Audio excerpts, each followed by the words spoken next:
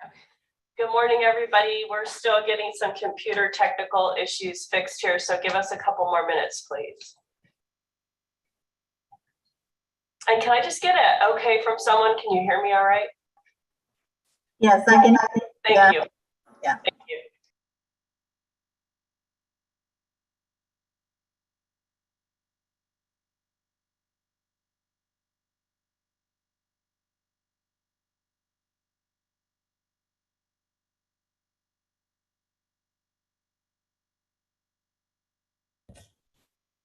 Yeah, your volume has gone down some. I'm muted, Pam. So give me a minute.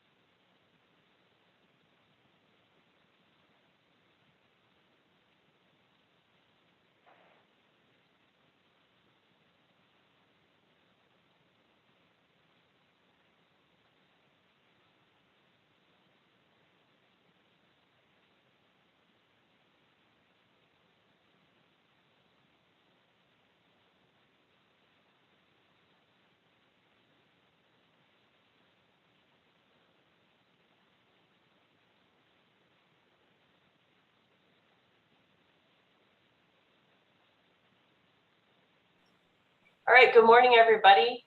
Can you all hear me okay? Yes. Okay, perfect. We can hear you on the phone, Olson. Pardon me, on caller, there's someone on off mute that's caller 1. Yep, but we can hear you on the phone also, Mia.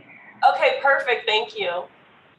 All right, well, good morning. I'm Mia Marvelli. I'm the Executive Director of the California Building Standards Commission. I'm gonna take a couple of minutes to go through the meeting instructions, and then we'll launch into a few of the proposed code changes. Just a friendly reminder that if you would please put yourself on mute, and if you're on the phone, not on hold, because we'll end up hearing elevator music. So appreciate that. All right, I'm going to go through the meeting instructions really quickly here, and then we'll get started. Reminder for everybody that we are recording this. All right, so good morning. This is the 4th Cal Green Carbon Reduction Collaborative meeting. We've had 3 other meetings. The first one was in April. The second one was in May 19th, and then the third one was June 30th. So there's been a bit of a gap between June 30th and now, and we'll talk about why that is. I just want to set the stage that this may be our last Cal Green carbon reduction meeting for the summer. We'll be spending the next few months fine-tuning the proposed code language and developing the support documentation, which I will also discuss later in the agenda. And then The meeting can be viewed on the CCRC YouTube channel. The prior meetings that I mentioned can also be viewed on the CCRC YouTube channel. And that channel is linked on the front page of the agenda. Representatives from the Division of the State Architect are on the line, and from the Department of Housing and Community Development. Would you all like to just briefly introduce yourselves? And maybe I'll start with the Department of Housing and Community Development. I think I saw Mitchell's face on here. There he is. So Mitchell, you want to go first, and anybody else from HCD, and then we'll kick it over to Ida and Eric and the DSA team. Sounds good. Good morning, everyone. Mitchell Baker, Assistant Deputy Director at HCD's Division of Codes and Standards, and have a few folks from our side on the call. I see Emily. If you want to introduce yourself. Yeah, this is Emily Withers. I'm with HCD and State Housing Law Program, and I also have online Tom Martin and Jeff Cooney, who will introduce themselves. This is Tom Martin with HCD. I'm District Representative. Over to Jeff. I'm Jeff Cooney, HCD State Housing Law Program. Nice to meet all of you.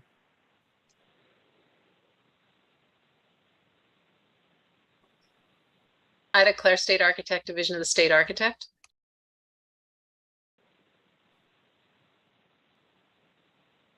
Eric Drever, Principal Architect, Division of the State Architect.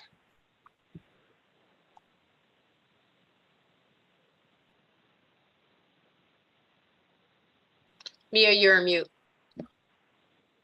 I am on mute. Sorry about that. I clicked it, but I didn't click it. Anyone else from DSA? Okay. I also don't want to forget my colleagues here at the Building Standards Commission. I believe Enrique Rodriguez is on the call, and also Timothy O'Malley, and I'm not sure if anyone else. Do you want to go ahead and introduce yourself, Enrique? Yeah, Enrique Rodriguez, Associate Construction Analyst with the California Building Standards Commission. Good morning, everyone.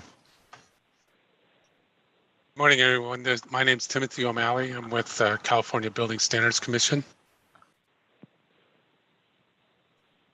And is there anyone else on the call from the Building Standards Commission? I'm only able to see a certain amount of folks on the screen here. Okay. All right. Well, let me go through the rest of the meeting instructions real quick, and then we will launch into all right, so I just want to remind everyone that the Building Standards Commission, the Division of the State Architect, and the Department of Housing and Community Development have established this Cal Green Carbon Reduction Collaborative, and it consists of representatives from the design and construction profession and those affected by green building standards. The desire is to work with the 3 state agencies to provide input and feedback for future rulemaking changes related to carbon reduction in Cal Green. This effort also supports California's Climate Action Plan. Creating a Green Building Standards Code path forward is an effort that involves many state agencies, industry, design professional organizations, and of course the enforcement entities. The 3 state agencies very much appreciate your participation in this effort and the collaborative process that we have been conducting over the past few meetings. Some meeting housekeeping items. A reminder, this is a virtual Zoom meeting. To make a comment, attendees can use the raise hand feature. We'll also pause to take comments from participants on the Zoom phone line that cannot raise their hand. The Zoom chat feature is disabled, so if you have a comment, please raise your hand. This meeting can be viewed on the CCRC YouTube channel, as I mentioned earlier, and a friendly reminder that the YouTube live stream is has about a 45-second delay. Closed captioning is also available through the Zoom feature. It's an automated live transcription. You can use closed captioning in Zoom by clicking on the live transcription button. Closed captioning will automatically appear if you are watching via the YouTube channel. The Zoom instructions are provided at the end of the agenda, and if you have any difficulty with the technology, which I did this morning, I apologize, please call the CVSC office at area code 916-263-0916. Our goal is to have a short break around 10:30. And then before we proceed, we had a request from Nicole Ty. She's with Green Links. She's also a sustainability commissioner of Devado, and she's involved with the Bay Area Deconstruction Work Group. They specialize in deconstruction and reuse of reclaimed materials from commercial residential property. And I bring this up because we need to go a little bit out of order on this item. She is involved in a collaborative meeting happening in Southern California, so I wanted to give her a few minutes to speak on a couple topics she's brought up before at a couple of the other CCRC meetings. So Nicole, do you happen to be on the line? Yes, I am. Okay, I'm going to give you the floor for a few minutes to go over some of the topics that you had brought up in the past about reuse of materials from existing buildings. Great, thank you so much. So we have been meeting a subcommittee made up of about 10 officials and people in the building materials reuse world. And we've been working on 3 different things. One is definitions to add to CalGreen. So some of those definitions include adding new definitions, one for deconstruction, reclaimed lumber, what a source separated facility is, salvage, soft drip, skim, things that are not in the definitions currently. And then maybe we have a proposed correction to reuse, just giving it a little bit more of an industry agreed upon kind of definition for reuse. And then a second thing we're working on is just updating the code language in certain spots, just to make sure that reuse, the concept of reuse is actually able to get completed, like in the different tiers. So those are in the non-mandatory sections. The goal of that is just to enable it. We're just tweaking it just a little bit because right now it's a little too vague. And so the third one is we are thinking about, and we've been talking to Gregory Dick at CalRecycle about it. And I think we still have a little bit more finessing to do on the language and discussion amongst ourselves to make sure that it makes sense. But one of the things we're proposing is to change the 65% rule to state 65% of non-hazardous organic construction and demolition waste and 95% of non-hazardous inert construction and demolition waste. And the 95% is a number that is pretty agreed upon in the industry, but I think that is the point of that discussion that we need to talk about, because asphalt and concrete tend to make up the majority of the weight, and so reaching 95% is really doable. The question is that the right number? So the purpose for separating those out is that right now, concrete, you can demolish an entire house, an entire warehouse, and so you can meet that 65% rule really easily with just concrete, just because of weight. And so that's kind of separating them out so that way we start to track how we're doing different material disposal and diversion around the state. And the reason for that is we have a law called SB 1383, and CalRecycle has taken on a major portion of that, and with food waste, but construction waste is the purview of CalGreen, and they have kind of passed it on to CalGreen to address it. So I don't believe that this will necessarily fully address our portion or Cal Green's portion, this change, but it should enable cities and counties, give them kind of the impetus to start implementing more innovative policies to reach the goal, which is in 2025. And so the next cycle is until 2026. So our thinking is that, well, okay, we'll try to give it's really just kind of defining what we already know, which is that the 65% rule doesn't work if you include concrete. So, but that's a further discussion, and I would really like to see if, Mia, if that's feasible to get into this cycle. We're just proposing really, it's only a couple word changes, but it is a pretty large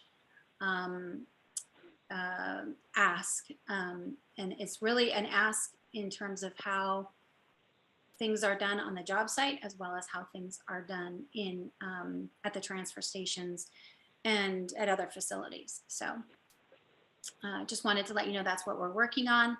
We're hoping to get Mia the language in the next 2 weeks. We're all volunteers, so we don't really have a lot of time to work on this. So we're doing the best that we can. So I don't know if anyone has any questions for me, if there's anything else you needed me to do. Yeah. I think I want to make sure I clarify, Nicole, when you talk about the word reuse, because I know this word's going to be used a little later in one of the other presentations, and I encourage you to be sure and read the other code proposals that are out there, is when you use the phrase reuse, you're talking about the reuse of existing materials rather than the reuse of an entire building. Is that accurate, or did I misunderstand you? Correct. Yes, this is just on the C&D waste. It's not on the actual reuse of the buildings themselves. So not. So I think that if we don't have a definition, I would ask if any of the architects could send me a definition or also propose a definition for building reuse versus reuse of building materials. That would be great. So that way we are putting these in there so it's clear which one is which. Okay, and then my recommendation regarding the language is I don't want to go too far into what we're going to be talking about in items 3 and 4, which is next steps and the code proposals. But I think it's important for the group to understand that, we've met, this will be the 4th time, and we've had some other internal discussions with some of the interested parties that have brought us proposed code language thus far that we're trying to move forward with. There's always nuances to that. And so I can't commit that whatever you send us in the next couple of weeks, we can add to this code cycle, partly because we haven't had the opportunity to discuss that. We've discussed the conceptual ideas, but we haven't really discussed the code language itself or seen the code language. So that's a bit of a challenge on our end, and I can talk offline with you about that a little bit too. It really still depends on what's involved. And I saw Greg Mahoney has his hand raised. Hello, this is Greg Mahoney, building official for Sacramento County representing Calbo. And I just have a question regarding the 95% diversion. What if it's an addition, alteration, whatever, and there is no concrete or asphalt associated with the project? And how does that work with the 95% diversion? Yeah, I think Greg and I are kind of going back and forth on that. I think it might make sense to just have some sort of exception and say, then you just defer back to the 65% rule, which was always there in the first place. And then we can put some language into the exceptions under 4.408.1 and just because Greg did bring that up, that what if there's a project that doesn't have any inerts, and I think that typically there are going to be, but it's not going to be as massive as a demolition. Okay, thank you. Bringing that up, that's perfect. Okay, I don't see any more. Oh, Mitchell, you have your hand raised. Yeah, very briefly, Nicole, I just heard you, Mitchell Baker with HCD. I just heard you quote section 4.408. So I did want to confirm that the proposal, it sounds like, will be directly connected to residential, or are you thinking it'll also apply to non-residential in 5.408? Well, I think we could put it into both, but I think the reuse industry and I would say that the transfer station industry is probably not prepared for the commercial side. That being said, I also don't think that there's a lot of organics coming off of the commercial side, but I think that, that's just my bias. I'm not in the commercial side as often, and when I am in it, it's mostly steel and sheetrock and inerts. So, but I think that that's a discussion to be had among our groups. I will bring those two things up that both of you brought up, and like I said, Greg had already brought up the inert issue for new construction. Thank you so much, Mitchell. Hey, Greg, do you have another question? No, I don't. Sorry, I'll lower my hand. That's okay, no problem. All right, if there's no more questions, I'll move on to the next agenda item, which is agenda item 2. Just keep in mind that since the June 30th meeting, the state agencies have been meeting with a number of interested parties and state agencies to develop the draft language you see today. These regs are based on recommendations we've received throughout the CCRC meetings. And we very much appreciate your coordination. I'm gonna kick this over to Timothy O'Malley here in just a second, and I will call up the CalGreen regs and share them on the screen. So give me just a minute here. But I just want to make sure to thank our Caltrans partners that have been working with us to provide some sustainable and cool pavement, very draft express terms at this point in time, and Timothy will discuss that. They have been working with us, and they spoke previously at one of these meetings about their research and specifications for cool, but more importantly, also sustainable pavement practices that Caltrans uses throughout their industry on large scale projects. So let me turn this over to Timothy, and then I will also share my screen really quick. Give me just 1 second. I have to put on my other glasses to do that. And I'm going to mute myself. So go ahead, Tim. Good morning. My name's Timothy O'Malley. I'm an architectural, can everybody hear me? Okay, thank you. I'm an architectural associate with the California Building Standards Commission. Here with me on the call is Executive Director Mia Maravelli and Associate Construction Analyst Enrique Rodriguez. What we're looking at here is the express terms that we are proposing for us to be able to discuss today. The specific purpose of this amendment to the CalGreen non-residential voluntary measures is to provide viable options for local jurisdictions to adopt through the ordinance process the cool and sustainable pavement strategies for parking lots and hardscape areas. The goal of these voluntary regulations is to minimize the negative impacts to the built environment and promote proven sustainable building practices throughout the state.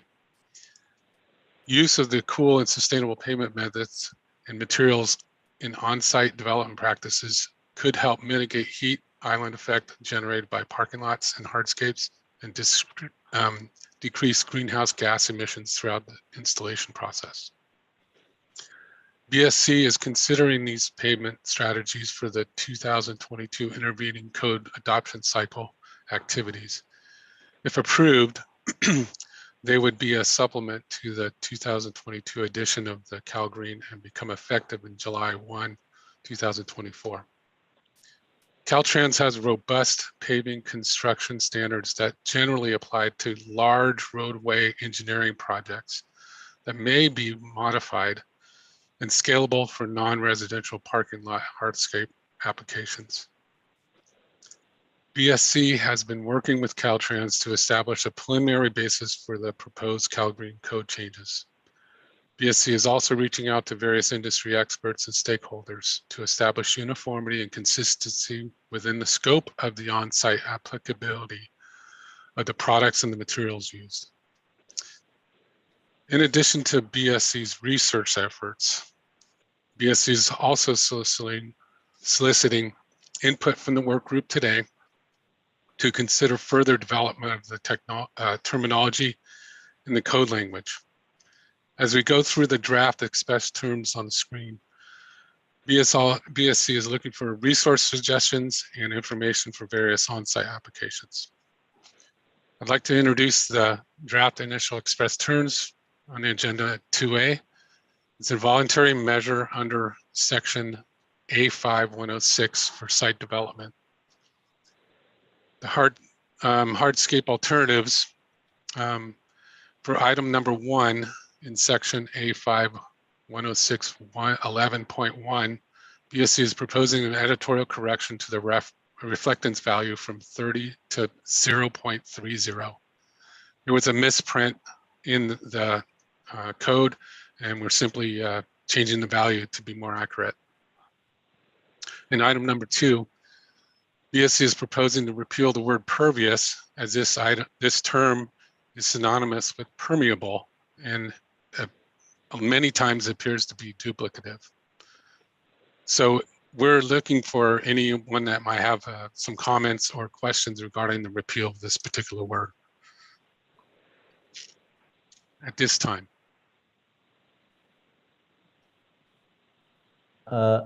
This is, oh, sorry.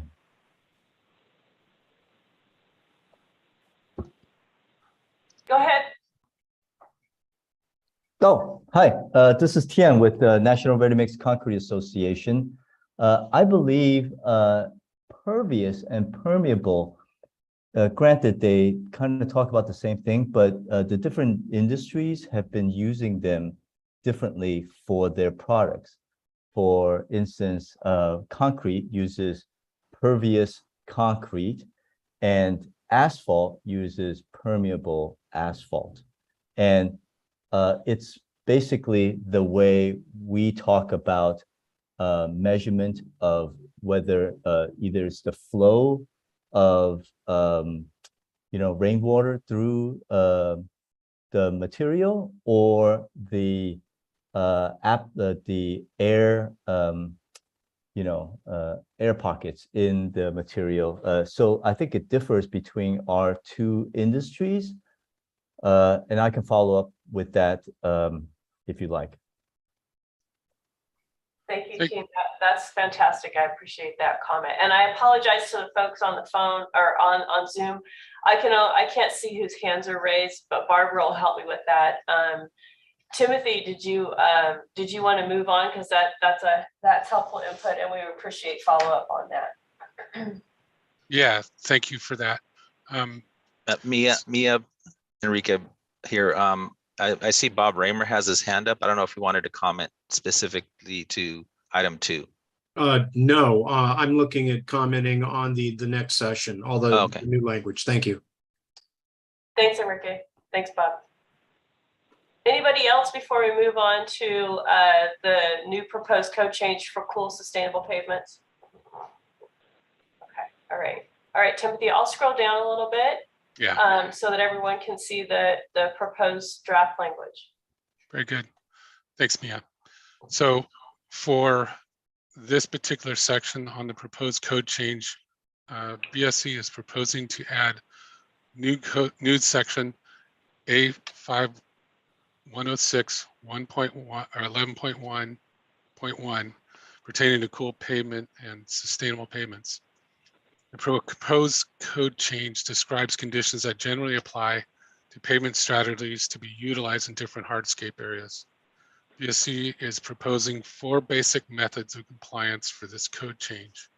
I'd like to go and describe the 4 methods, addressing each one individually, and then we'll have questions on each one. So method 1 in number 1 is vehicle parking areas use modified Caltrans specifications for recycled asphalt pavement, or RAP. Number 1 is the recycled asphalt pavement material, which is currently used in Caltrans projects. The intent here is to utilize the Caltrans method and modify for use in non-residential pavement applications. Caltrans is confident that contractors are familiar with the various materials and methods used for RAP in vehicle parking areas. The percentages of engineered mixes using RAP in new asphalt pavement construction vary in different regions, and BSC is continuing research on the mix percentages values that will best suit the RAP in this regulation. So the questions that we might have are, does anyone have any suggestions for the proposed code change regarding RAP at this point?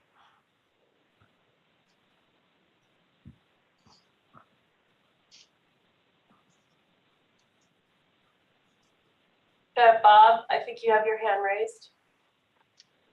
Thank you, Mia. Yeah, just a couple of questions, and this applies to a couple of the others as well. There's numerous uses of the word modified prior to Caltrans specs for a recycled asphalt pavement.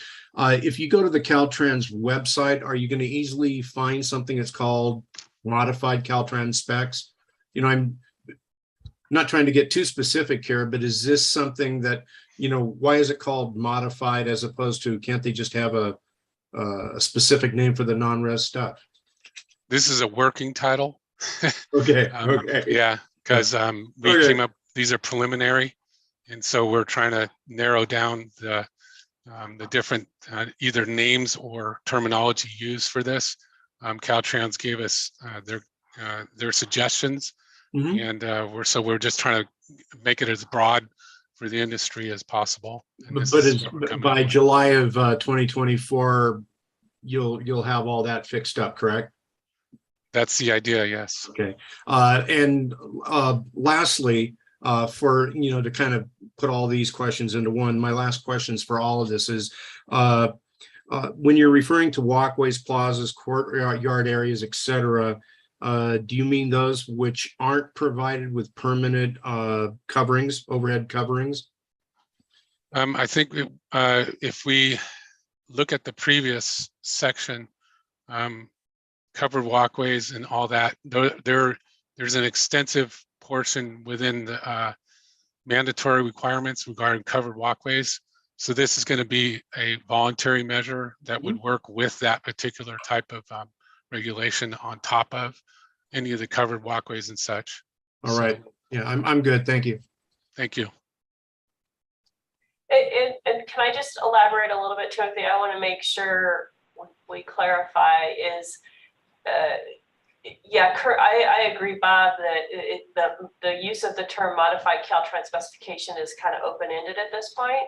And we have been in discussions with Caltrans about this. I think what we need to do is figure out what is it of the Caltrans specification that is appropriate for these smaller scale project, or, you know, normal non-res projects. And so it's a very vague term at this point, and it may be that what I don't want to assume is that Caltrans is going to go make a modified specification for non-residential applications. That's not that's not the intent here. It's the idea of what can be pulled from those specifications that could possibly be included in Cal Green. Exactly. So there, you know, again, this is I'll say more draft than we had anticipated, but I think it's a start. And so we're here to gather that input. Yeah, I'm good. I see where you're going, so I'm good. Thank you. Thank you. And I see that Greg Dick has his hand up. Hi, Greg. How are you? I'm good, Mia. Thank you. I definitely support the direction you guys are going here. We always encourage the increased use of RAP. I know we heard from Caltrans in an earlier meeting on the asphalt shingles, the RAS, recycled asphalt shingled paving. And I know they don't have a standard specification yet, but I know they were working towards that. And I was curious if there was a way we could add language that would allow the use of RAS consistent with Caltrans guidelines as well into this language, because that would help, sorry, close the loop on, the shingle waste that we're generating on the other side. So a good circular economy piece. Very good. Thank you. Appreciate that comment.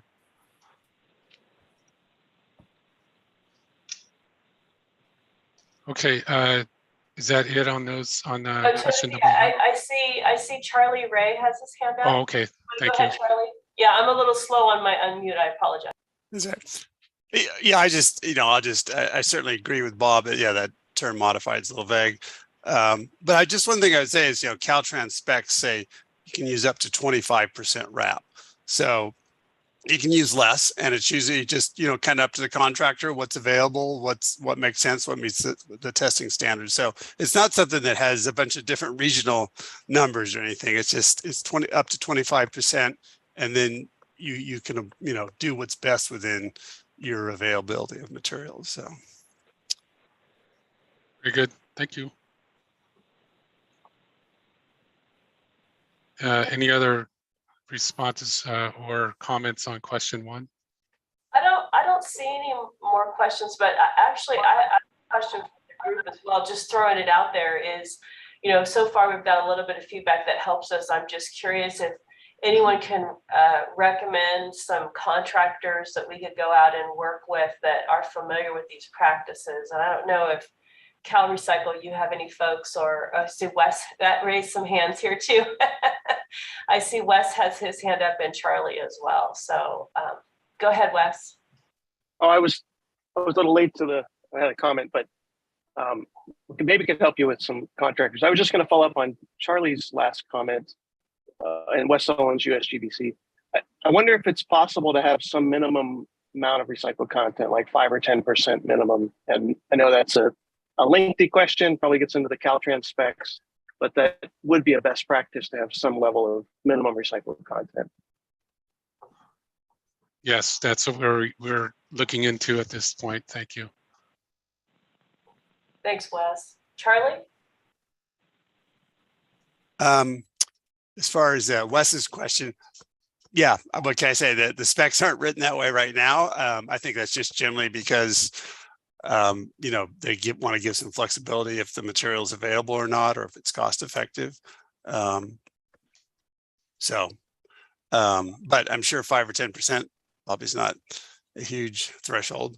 And then also, obviously, we'd be happy to connect you with any contractors. Our trade association includes asphalt producers. So wonderful. Appreciate that. Excellent. And then Timothy, I see that Greg Dick has his hand up again. Very good. Yeah, I was just going to say the same thing that Charlie was going to say. There's most of the big paving contractors in the state are going to have a lot of expertise on using RAP, and I know some specifically have more expertise on using even RAS.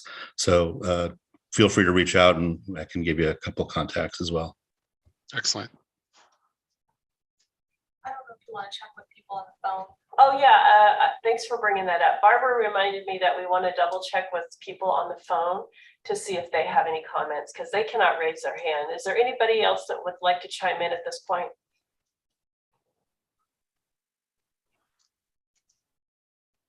I'm not hearing anybody. Okay, all right, Timothy, sorry. How about if you go ahead and keep on going? Yeah. There was one other question we had. We were thinking if RAP would be included in other on-site applications, like for walkways, plazas, courtyard areas. Probably depends on design, but we pretty much covered what we're looking for. It appears that most people are just interested in getting the percentages down and sources correct. So thank you for the input. Unless somebody has anything else regarding other applications that might be useful for RAP, we're going to move to number 2. So method 2, we're looking to propose in vehicle parking lot areas to use modified specifications for cold in-place recycling, or what we're calling CIR. So it's the method here is currently used in Caltrans projects, which existing asphalt systems are recycled in place in order to divert from landfill and promote sustainable construction methods. BSC is currently researching this method to simplify for applicability in non-residential parking lots. Does anybody have any suggestions for this particular code change at this time?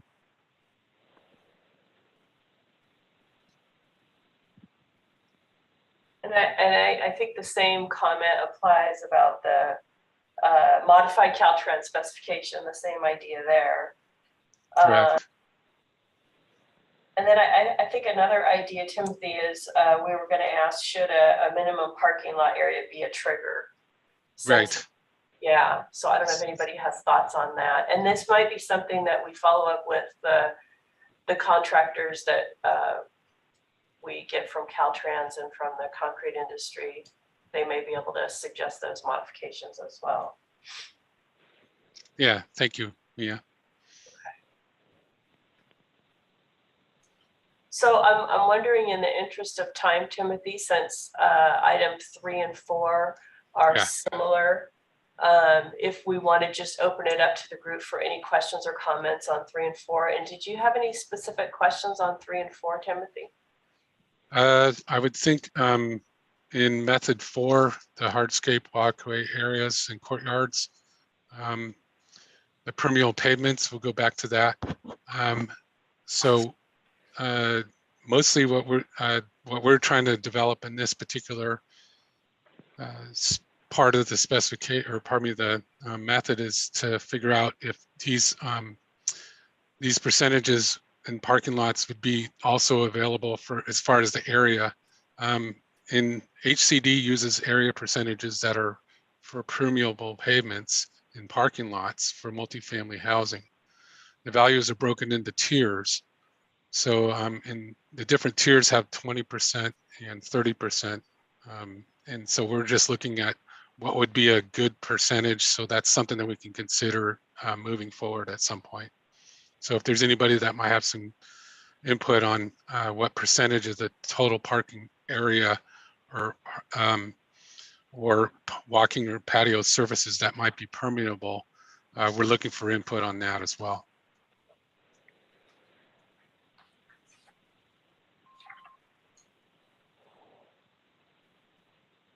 I don't see any hands raised at this time. Okay. But if, yeah, anybody on the phone have any input, you can unmute yourself and make a comment.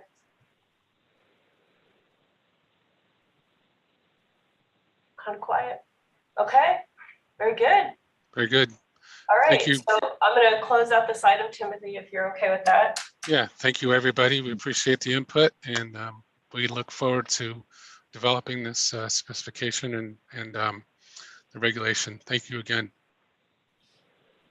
Great, thank you. I'm going to move on to item 2B, which is also impacts heat island effect for shade trees.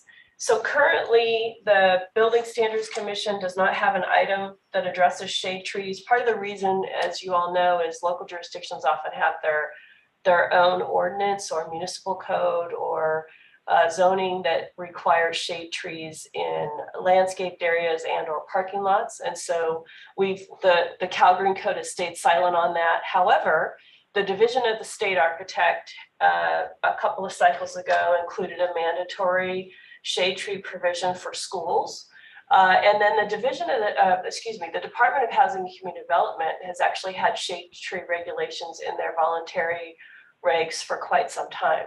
And so we thought this code cycle, it would be appropriate to introduce a voluntary regulation that local jurisdictions can adopt via an ordinance if they so choose to. We've actually, in processing the local ordinances, Enrique has received a couple calls from local jurisdictions asking if they could use DSA's regulations for their ordinance, and that's completely acceptable. So what we are proposing here is a few little cleanup items in the voluntary scoping language. And then the nuts and bolts of the voluntary regulation would really just be to add a pointer in the voluntary section for shade trees and point to DSA's mandatory regulations. And I've reprinted those regulations for reference here. So what you're seeing is the underlined text represents what BSC would propose for the voluntary section, and it would point to DSA's mandatory section. And then I've printed the mandatory section here. And in comparing what HCD has in their voluntary shade tree regulations, it's worded differently, but the idea is very similar. So there are sections for surface parking areas, landscape areas, hardscape areas, and so on. So looking for feedback, and I see a hand raised by Mr. Raymer. What are your thoughts? Yeah, thank you, Mia. And we support this going into the appendix. You've got a lot of local jurisdictions that are also going to have to balance this with, of course, the drought, but more importantly with, the wildland urban interface regs. The fire marshals in the process of doing maps for the moderate and the high fire severity zones in addition to the very high fire severity zones. So we think a rather significant amount of California is going to be covered by that. So this is perfect in the appendix. It gives the locals a chance. Number one, are they in one of these zones? And if they are, how best can they still do shade trees without violating some of the provisions of defensible space and the WUI regs? So we support this. Thank you. Thank you for your comment. Appreciate that. Anybody else have any feedback on this? And anybody on the phone, go ahead and unmute yourself if you have a comment. All right, very good. I think I'll move on to the next item. So next on the agenda is item 2C, which is Certified Wood Component Sustainability Standards. Enrique Rodriguez from our office has been working on those regulations with a few of the interested parties. So let me swap over and I'll turn it over to you, Enrique. I'm going to pull up the regs right now.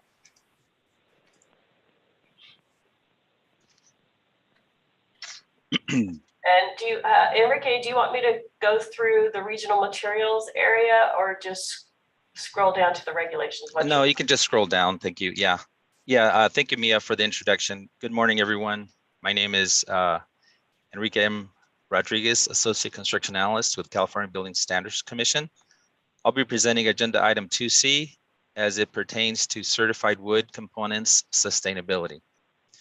Before moving on to the proposed code change, I would like to provide some context for this proposal. BSC first considered adding certified wood standards back in 2010 when the CalGreen first became a mandatory code.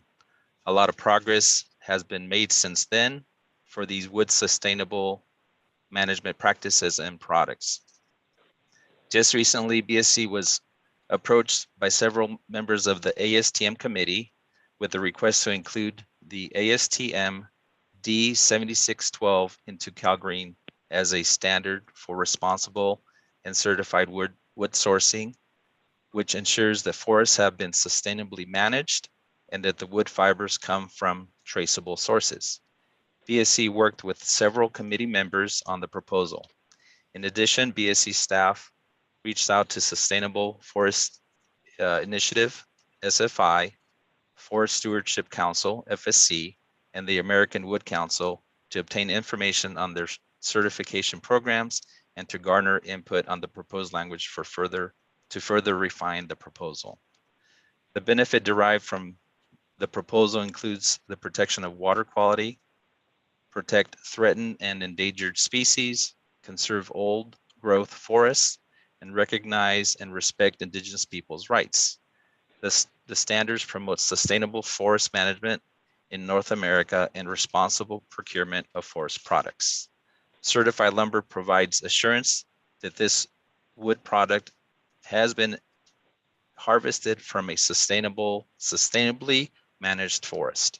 Adding these sustainable forestry wood standards will give local jurisdictions the ability to exceed CalGreen code minimum standards and provide options for owners and builders to include sustainable wood building products in their projects. Responsible or certified sources classified in accordance with ASTM D7612 are currently recognized in the USGBC Legal Wood Pilot Credit, in the 2020 ICC 700 National Green Building Standard, in the 2015 International Green Construction Code, in the Green Building Initiative for Existing Buildings, and the USDA Bio-Preferred Federal Procurement Program. Additionally, in the Green Building Initiative New Construction Consensus Committee is currently reviewing a proposal to add D7612 as well. Adding ASTM D7612 to CalGreen would provide a consensus-based solution already recognized in other green building programs. Okay, with that said, I'm going to move on to the actual code proposal. BSC is proposing to amend the Reserve Code section A5.405.2.1 to include provisions for certified wood component sustainability to require wood products that have been certified by independent third parties as having been produced in compliance with acceptable principles of sustainable forest management. As you can see, what we have here in this proposal, we have 6 basically testing standards, and in the interest of time, I won't read them out loud unless somebody on the phone may not have access to it. Then I can certainly go through them briefly. Okay, so me, I'm not hearing anybody that wants me to read these out. Sorry, I don't think we need to read them out, but I do see a hand raised. Is it okay? Oh, okay. Okay. Sure. Okay, I see Bob Raymer has his hand raised. Hey, thank you. Bob Raymer with CBIA, CAA, and BOMA. This looks great. I remember the arguments back in 2010, and one of the huge arguments was, which of these, actually it was, I think at that time, 5 certification programs get referenced. You have them all here, it looks like. And so I think that's going to cut down on any controversy. I am going to get a hold of Dave Tyree with AWC, see what he thinks of this, but I can't imagine there would be any problem. So it looks like we're going to support this. Thank you. Okay. Yeah, thanks, Bob. I'd like, thank you for that comment. I would like to mention for the record that we did receive a comment yesterday from, well, it was a coalition comment. And it came from an email with suggested edits from SFI, also the American Wood Council, and the ASTM committee members. And they'd like to make some editorial edits to this proposal. And I'm really happy to see that there's consensus, and that this group has worked together. And if I can share those proposed edits, I would love to do that right now. So I would like to talk about the first suggested edit is to remove the word from the charging language where it says labeled. Remove the word labeled and the words wood sustainability from the main paragraph, and add the word standards after certification. So it would be basically standard certifications, and the rationale is that there are multiple methods of determining third-party certifications, including invoices, certification databases, etc. So this is going to clean it up and make it very specific that these are basically standards. The second proposed change is for method number 6, and it's to amend standard practice for categorizing. It's actually to insert the word standard practice for categorizing wood and wood-based products according to their fiber sources, which is basically the full name of this ASTM D7612 standard. So this is basically just clarifying the name of that method or standard. That's great. Thanks. And then the other proposal, proposed changes to delete this actual note.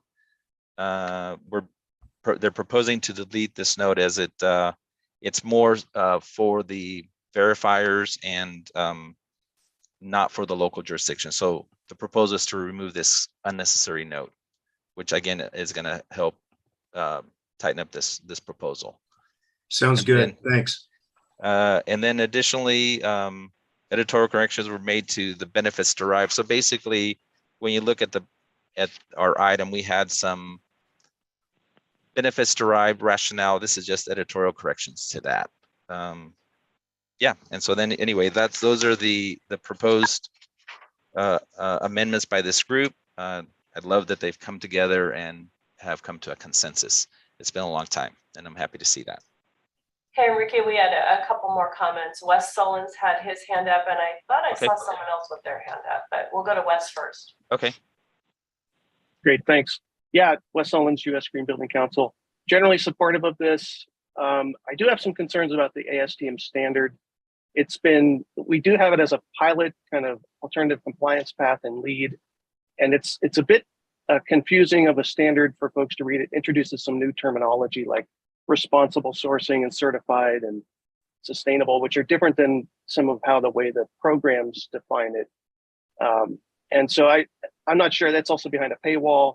So that standard, it also was reviewed in front of the IGCC committee in the last couple of years and was not included because of some issues and thoughts there. And the other one is about international wood that doesn't come from the US or even Canada. That's where the standard kind of doesn't have much applicability, especially that terminology, as far as what I've heard. So I'm curious if you can talk more about use of that standard. And then the other question I've had is we've heard from FSC that they were not so involved in that standard. So I'm curious if you reached out to them to get input on this. But overall, I think adding certified wood is a great thing for CalGreen. I just question that standard a bit. Thanks. Yeah, thank you, Wes, for that comment. Yeah, I did reach out to FSC and I did not specifically hear back from them, but they were included in the initial conversations and the emails. So I'd have to get back to you on FSC, but I think we might have some folks on the line that can maybe provide information pertaining to the ASTM standard. I see Jason Mitnick from SFI is here, so maybe he can provide us some feedback on the ASTM standard. And so yeah, so Wes, on the FSC, I did reach out, and I will be following up with them and sharing this proposal, but they are included in here, and I think they're also part of the method number 3, which is this PEFC. They're part of that group. So I'd like to maybe hear from Jason at this time. Thank you. Yeah, thank you for that presentation, Enrique. I thought it might be helpful if you put the track change version up that we had sent you when you were explaining those edits. And that's why I had originally had my hand up.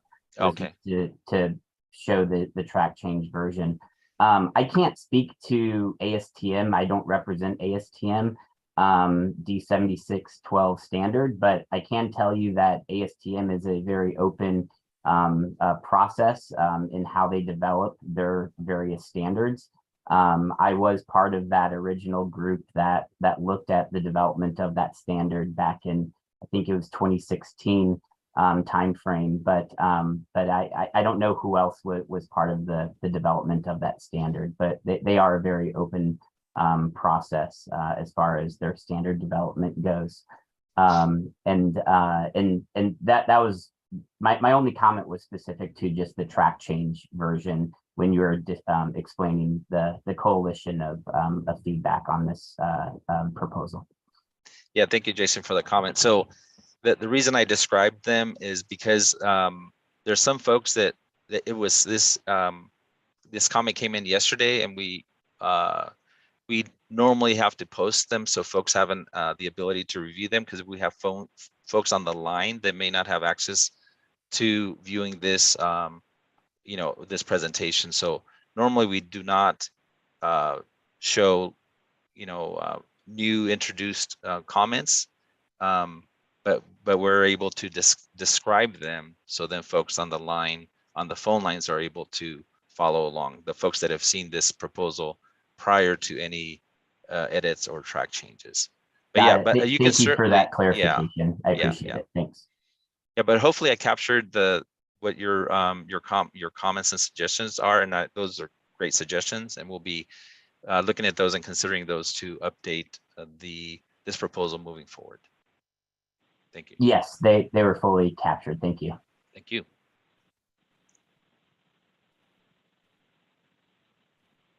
Mia, do we have any more hands? I don't see any more hands raised pertaining No, to. I wonder if there's anybody on the call that wants to unmute themselves. I don't see anybody. Okay. All right. Okay. Well, if no further questions, I really appreciate everybody's Can you input. hear me? Oh, yes, we do have somebody. Go right ahead. Hi, this is Nicole Ty. I don't know if this is an appropriate spot, but to either make an exception for reclaimed lumber or to add it into, I do know that FSC sometimes will certify reclaimed lumber, but the majority of us don't certify our lumber through FSC. So I'm just wondering if you've made accommodations there, or I can't see it because I'm driving and on the phone. So I'm not sure if you have that included at all in this language. Yeah, Nicole, currently we do not have that in here. I mean, these are the proposed amendments that were notified in the notice. So maybe you can go back and look at that, and if you want to follow up with an email.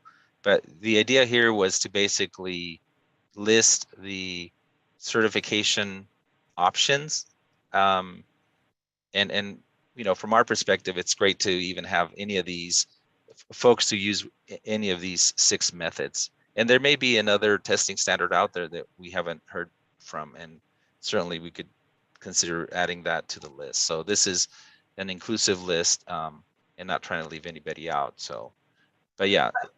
I have a question about that, Enrique, that it kind of feeds off of Nicole's question a little bit. Is the intent of this regulation for new construction for the use of new wood? Because I think Nicole's referring to certification for reused lumber or that's been sourced from an existing site. So got it. Thank you for the clarification. But we might need to clarify that this is for new construction, maybe, yeah. So use of existing lumber. Yeah, so thank you for that. Actually, yes, this is for new construction only. So I think at this point, adding a banner for an end to specify, to show that this is for new construction only and not reusing or recycling of wood products. But thank you for that comment, Nicole. And then what I don't know, Enrique, is to feed off of that a little bit more, if there are certification programs for the reuse of lumber. That I think that's partly her question too. Yeah, I think that we'd have to look at that and see if that's not part of this specific code amendment, but that's something that that we could look into moving forward to other rulemaking. Can I just make a quick comment? Sure. I think it would make sense to include it. The problem is that most of us can't afford certification. It's just not feasible. That being said, that might change, fairly soon. And I do believe, reclaimed lumber is used in new construction. However, it's typically used right now because our code language only for, unless you get an engineer to certify the lumber. So maybe that's like an exception, could be like, or you have an engineer certify your lumber, or I think Greg is actually going to make a comment about adding some language in for reclaimed lumber into the code. So I'll take a look at it and I'll send you an email what I think we could do in the future, and put it to our group as well, because I think Perfect. Thank you, Nicole, for that This comment. is Yes. definitely like right up our alley. Okay. Yeah. Send us an email. Appreciate any information you can provide. Thank you so much. Okay, anyone else on agenda 2C, which is the certified wood components and sustainability standards? Okay, very good. All right, so I know that agenda item 2D is going to be a more robust conversation and it's a lengthier express term. So I'm going to ask that we take about a 5 to 10 minute break. I know normally we would break at 10:30, but since I'm running the meeting, I need to take a break. So, so I'll ask that we take a break now, and then we'll resume at how about 10:18. Great. Thank you, everybody, for your participation.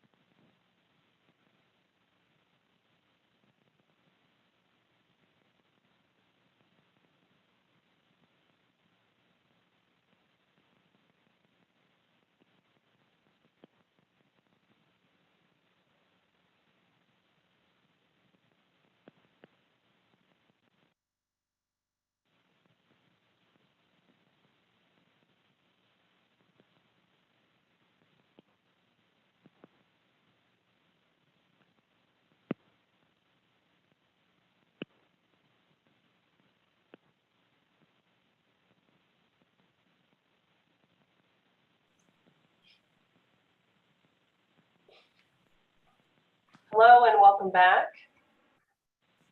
Can everybody hear me okay? We've got everybody on the line. Yeah, I hear you perfectly. Thanks. Perfect, perfect. Thanks, Bob. All right, we'll move on to item 2D, which is our carbon reduction regulations.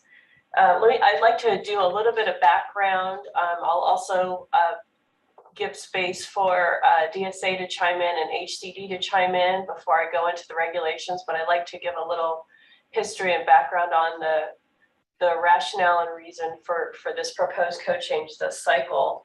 So I just want to remind everybody that, you know, we've been meeting these last few meetings, and there's been a lot of conceptual ideas about how to advance life cycle assessment and embodied carbon environmental product declarations in CalGreen. I think it's important to remember that when CalGreen started, there were a lot of broad conceptual ideas, and then as time went on, there were either specific executive orders or legislation that helped shape CalGreen, and we would focus in certain areas. For example, at the last drought, we were focused a lot on the reduction of potable water use. We've been, for many cycles now, focusing on the electric vehicle charging regulations. And then there was a lot of other intermediate changes. But the life cycle assessment placeholder, building reuse placeholder, and environmental product declaration concept, whole building life cycle assessment, those haven't been touched in quite a few years. And there was a lot of interest from several interested parties, including the American Institute of Architects. The Rocky Mountain Institute has provided some comments in the past. We've been working with the Carbon Leadership Forum and many other folks that are on the line to draft some regulations that we'll discuss today. I'd also like to recap that another important reason for these changes is, of course, to continue to support the California's Climate Action Plan. And so part of the reason we had several other state agencies with subject matter expertise speak at prior meetings is because they are focusing on other areas of either the regulatory environment for efficiency of materials and the sale of products, or energy efficiency. So we had the Air Resources Board speak previously about their efforts, and then we've of course had the Energy Commission speak about their efforts. And so I'm going to cite a couple of those things here because in often the work that they're conducting and the workshops they're conducting, this concept of addressing embodied building material carbon sequester has been a topic. And so this is our first shot at doing a very incremental code change to address kind of at a high level carbon reduction.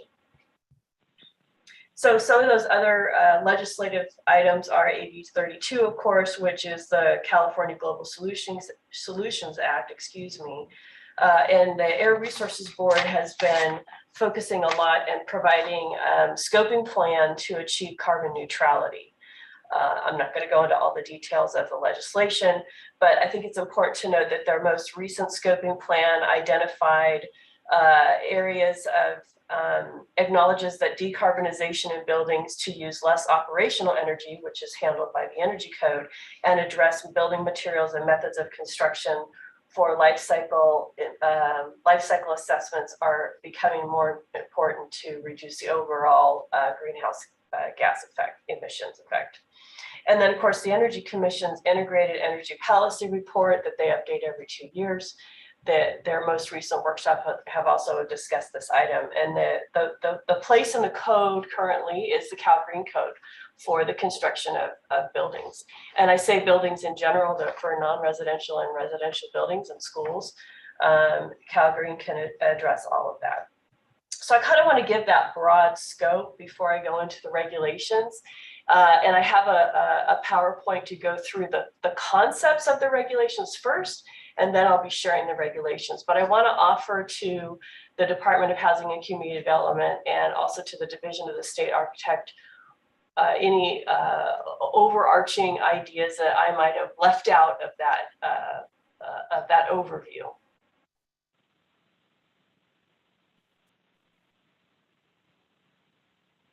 I don't think so. I don't think we have any other comments. None on my end either. Thanks, Mia.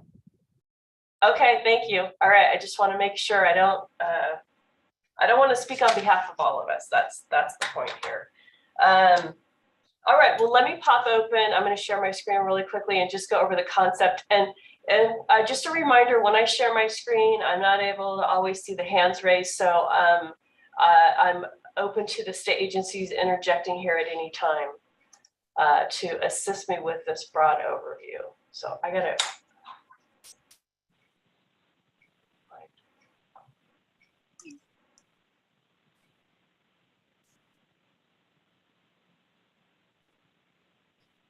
All right, so I think everybody can see my screen. Barbara, can you see that? Okay, very good. So, Yeah. so the first slide here is just to give you a perspective on what's actually in the code right now. This is for non-residential. These are the existing regulations. And for the purposes of reuse, and again, this isn't the material reuse as much as we're focusing on the reuse of existing buildings, we actually have a reserve section in the mandatory regulations for deconstruction and reuse of existing structures. We also have a voluntary measure that can be used by design professionals or adopted by local jurisdictions, and that voluntary measure includes at least 75% of the existing building or structure, including structural floor and roof decking, be maintained. So for life cycle assessment, the existing code, this is the 2022 printed version that goes into effect January 1, also includes a reserved mandatory life cycle assessment section. But we also have a voluntary measure that can be used by design professionals or adopted by jurisdictions. And that voluntary regulation requires a whole building life cycle assessment be conducted that achieves at least 10%. So that's the bar we're at right now. Again, this is specific to non-residential. And DSA, remind me, currently DSA doesn't adopt those voluntary measures because you are the building official for schools. So you would have those, you would have something in mandatory if it was mandatory. Is that, I just want to clarify that. Yes, correct. We encourage our schools to adopt any of the voluntary measures, but we don't have to pass them in regulation in order for them to adopt them, only the mandatory. Okay, all right. And then I'm going to move on to give this is again a very high level, broad overview of the proposed code changes. And this is introducing some items into the mandatory sections of Cal Green for non-residential. And also the intent here, again, is DSA would also be co-adopting these regulations applicable to schools, K through 12s and community colleges. So the proposed mandatory regs are specific to non-res buildings that are 50,000 square feet or greater. And the first concept, so there's three concepts here, is the first concept is is building reuse. So when a building is being reused, you maintain 45% of the existing structure and enclosure. Then the next concept would be for whole building life cycle assessment. It's a performance path. And for new buildings, you would conduct a cradle to grave whole building life cycle assessment, demonstrating a 10% reduction in global warming potential. And then the third path is a prescriptive approach. This is also for new buildings. Products shall comply with the global warming potential values and environmental protection product declaration, and they shall include on the construction documents. This is based on 175% of the global warming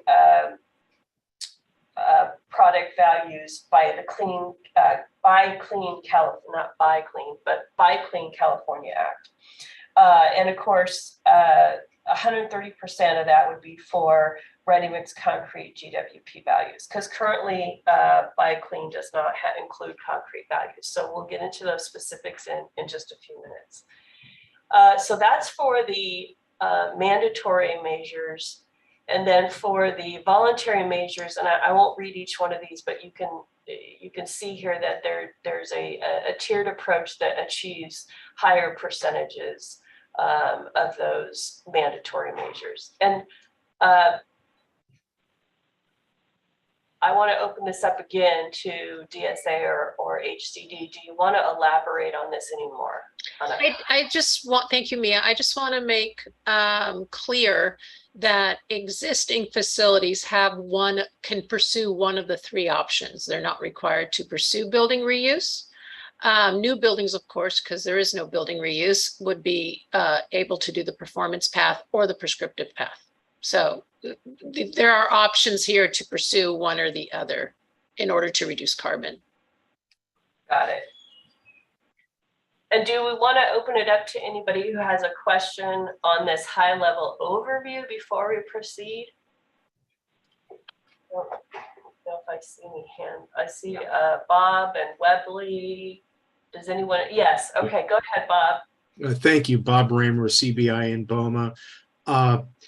The overall concern that I've got here, and by the way, I fully understand the legislation that's out there and the need to start pursuing this more vigorously. But what I'm trying to visualize is what a successful documentation looks like. And there's going to be an educational curve that we're going to have to go through here. I'm really hoping Greg Mahoney and Calbo are perhaps going to be looking into this and seeing a marvelous opportunity to do some training throughout the state. But right now, I just don't have a clue as to, if I'm advising somebody, what does successful paperwork on this look like? I mean, is it huge? Is it simple? I went ahead, I got a copy of the ISO standard, 45 pages, which I'm really looking forward to reading. But that's my initial concern here. I know that we've got to be getting into this, but this seems like a very new and could be potential. I mean, is it going to delay projects or whatever, or is it something that's relatively simple to incorporate into the normal process? And that's where I'm at the 30,000 foot level. Thanks. May I reply to that, Mia? Certainly. So, Bob, thank you for your question. And, the team that worked on this, if any of you need to pipe in to address. So we've talked about compliance. We do have an education program that's paired with this. As you know, architects are required to have 5 units of continuing education in sustainability and carbon reduction beginning January 1st, 2024. And in order to renew licenses. So this is, as we proceeded into the carbon reduction path method, there was an agreement that education would be provided while we did this. So we do have that. We are also providing education on our LMS system, which would be available to our school specifically, but to anyone who needs it. And we are willing, obviously, to work with Calvo in addressing that compliance. So what we have in here regarding compliance is there's tables being supplied where the design professional would document the building reuse 45%.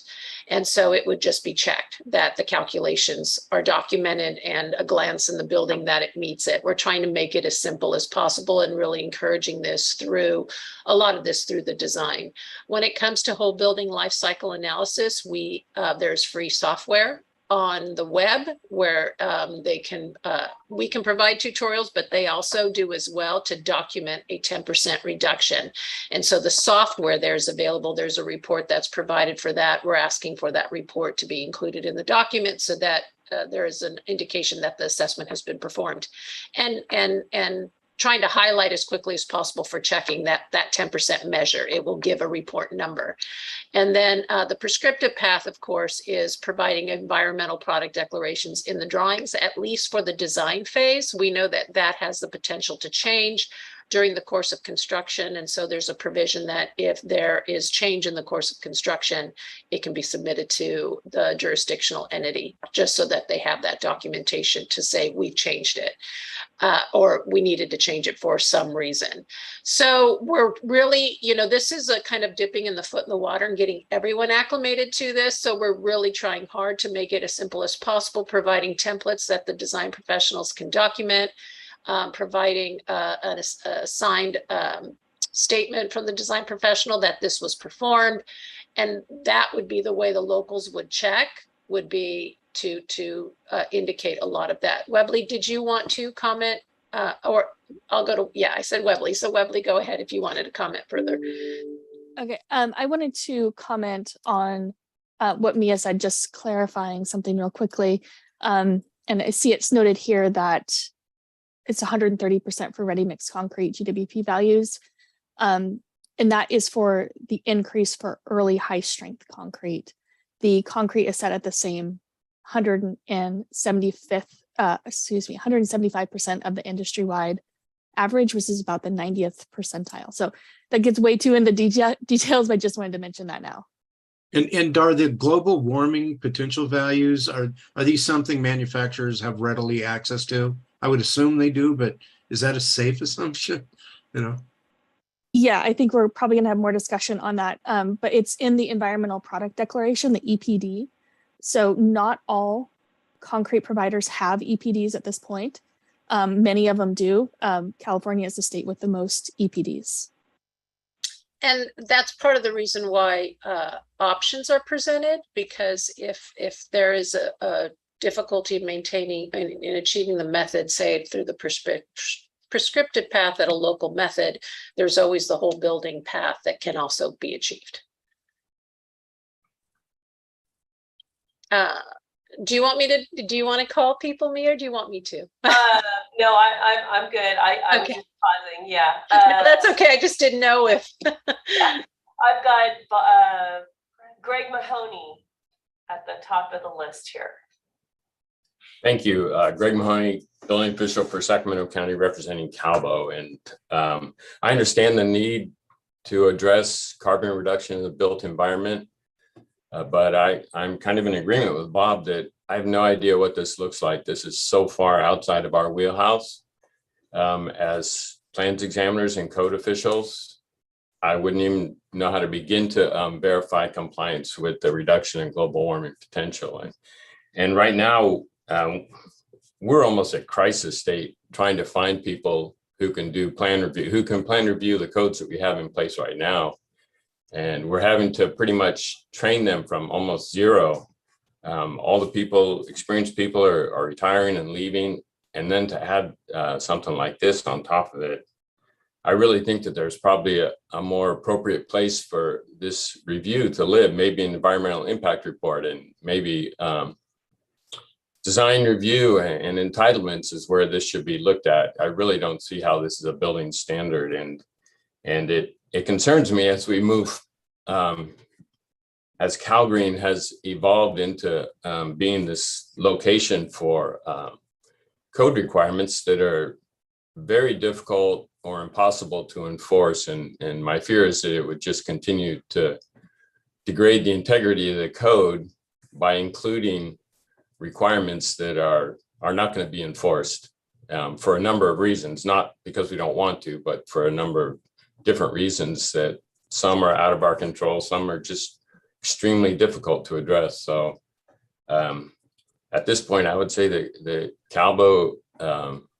is not supportive of this code language. Thank you. Okay. Charlie?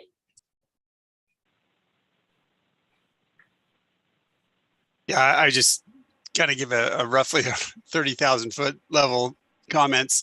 I think we've given you some specific comments on the draft, and we'll probably have some more, but a lot of those are technical. But I think maybe the main overarching issue for us is including the specific GWP limits at this point.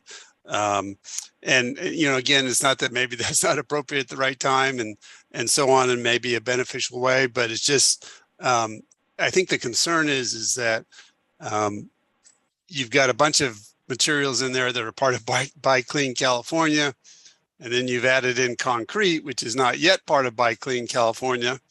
And, you know, we've been working really hard to set up the system and structure for that concrete to be included in Buy Clean California. You know, it's going through the legislative process, and that didn't get done this year, but expect it's going to get done sooner than later. And I think specifically, you know, that the point of contention in that legislation was not how to do the GWP for concrete. You know, the key part of that bill was to, because of some unique properties and all the materials and plants and the availability of materials and how they work together, that concrete's a little bit different on how you set these GWP levels. Anyway, that legislation was going to set the groundwork for that. And again, that wasn't really the point of contention in the legislative debate. So I think, you know, just our concern is that you're creating something here, you know, for material that's not yet in Buy Clean California. And it just sets this potential to have some, you know, confusing or overlapping standards between, you know, the building commission, the DGS, and also potentially ARB, because there's another bill on the governor's desk to create GWP standards for building materials. So I think, you know, that, and it just kind of in the context of this happening all of a sudden being mandatory and an intervening code cycle, you know, maybe it just seems like you're getting ahead of the game a little bit, but. Okay, thank you. Michael? Thanks, Mia, and thanks, Charlie and Greg and Bob, for your comments. The group of the wide-ranging group that's worked on this proposal has actually met with each of the organizations and discussed these issues. I think one of the things to point out is if this does move forward, this is a code that would go into effect in July of 2024. When the legislature acts on things, those things happen more quickly. But the regular code, which Cal Green is part of, it moves at a quite slow pace. So we actually have to be ahead of the curve so that in 2024, when we're probably dealing with heat waves that make the current heat wave look tepid, we will have probably a greater sense of urgency then, but our ability to react quickly isn't there. And so we have to actually be ahead of the curve. And to Bob's concern about enforcement and to Greg's concern, we recognize that building officials are stressed and that they already have a lot on their plate that is difficult or impossible to enforce. The commissioning requirements that have been on the table for a while fall into that category. Probably there's water conservation requirements. And in fact, it's probably taken 20 years for the building industry as a whole to get up to speed to consider accessibility part of routine life safety, which it does. But we're looking at that kind of timeline that it takes to make a culture change and shift the building industry. And it is a long, long road. So we can't kick this down the road to the next code cycle and the next code cycle, waiting for everything to align and being perfect, because it's just never going to happen. We have to start now. And architects actually are going to be carrying the torch on this in more ways than one. We realize we can't just be talking the talk and say everyone else has to do all these things and we're going to just stand there waving a baton in the air. We've actually petitioned and been successful in mandating a requirement that every architect in the state of California has to be knowledgeable about these issues in order to shift the culture as they design buildings and make the buildings better aligned with California's climate action goals. That's what this change is. It's a shift in culture. And the biggest impact is on the design community, because the architect of record who signs the plans for a building permit for a 50,000 square foot building, and bear in mind, that's where we're starting here, 50,000 square foot buildings. That's only about 15% of the total number of buildings done. So it's a very small number of buildings, but it does touch on a lot of square footage. But those size buildings tend to have sophisticated design teams, relatively sophisticated clients, and they're ready to take this step. Really, the architect is going to be the one responsible for understanding these elements and ensuring they're part of the design consideration. We're not expecting that building officials are going to play that role, and we think it will make a difference. Is it going to be like turning a light switch in 2024 in July when this goes into effect? Of course not. There's a learning curve. Luckily, we have a long runway to get that learning curve established on the part of design professionals who are going to be the primary ones affected by these changes. We believe the cost of construction is going to have almost zero impact from this first step, and the impact on the various sub-trades and subcontractors and industry is going to be minimal to zero. It's really the design professionals who are standing up and saying, we believe this is important. We believe we have to start on this path now. We cannot keep saying, oh, everything's not perfect. Oh, everything hasn't been aligned. We have to start now. And this is a very timid way to get started, to put this framework in the code, only apply it to these very large buildings that already have the expertise and the ability to comply, and let the design professionals be on the hot seat to make sure that it's making an impact. That's, I think, a realistic way to look at this, and that's actually what we have on the table. Thank you. Thank you, Michael. Avita? Thank you. Hi, everyone. My name is Avide Higigi. Speaking on behalf of a design professional in the quote unquote hot seat that Mike just referred to. And as someone who, I'm with ZGF Architects, as someone who's actually designing these large projects and submitting these for permitting, and also someone who has worked on multiple state projects. And as you all know, Buy Clean California actually applies to all state-owned and operated buildings. So even before this, Cal Green proposal goes into effect, we've already been having to comply with Buy Clean California for these projects. And one thing I'd like to bring forward is that Buy Clean California only applies to 5 material categories. If you think about all the materials in a 50,000 square foot project, which is millions of materials, 5 materials is nothing. Second thing I would like to bring to your attention is that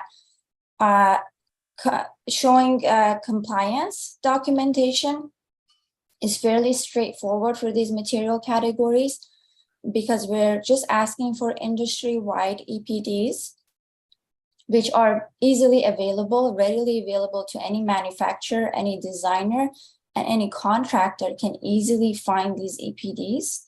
There's databases for these already out there.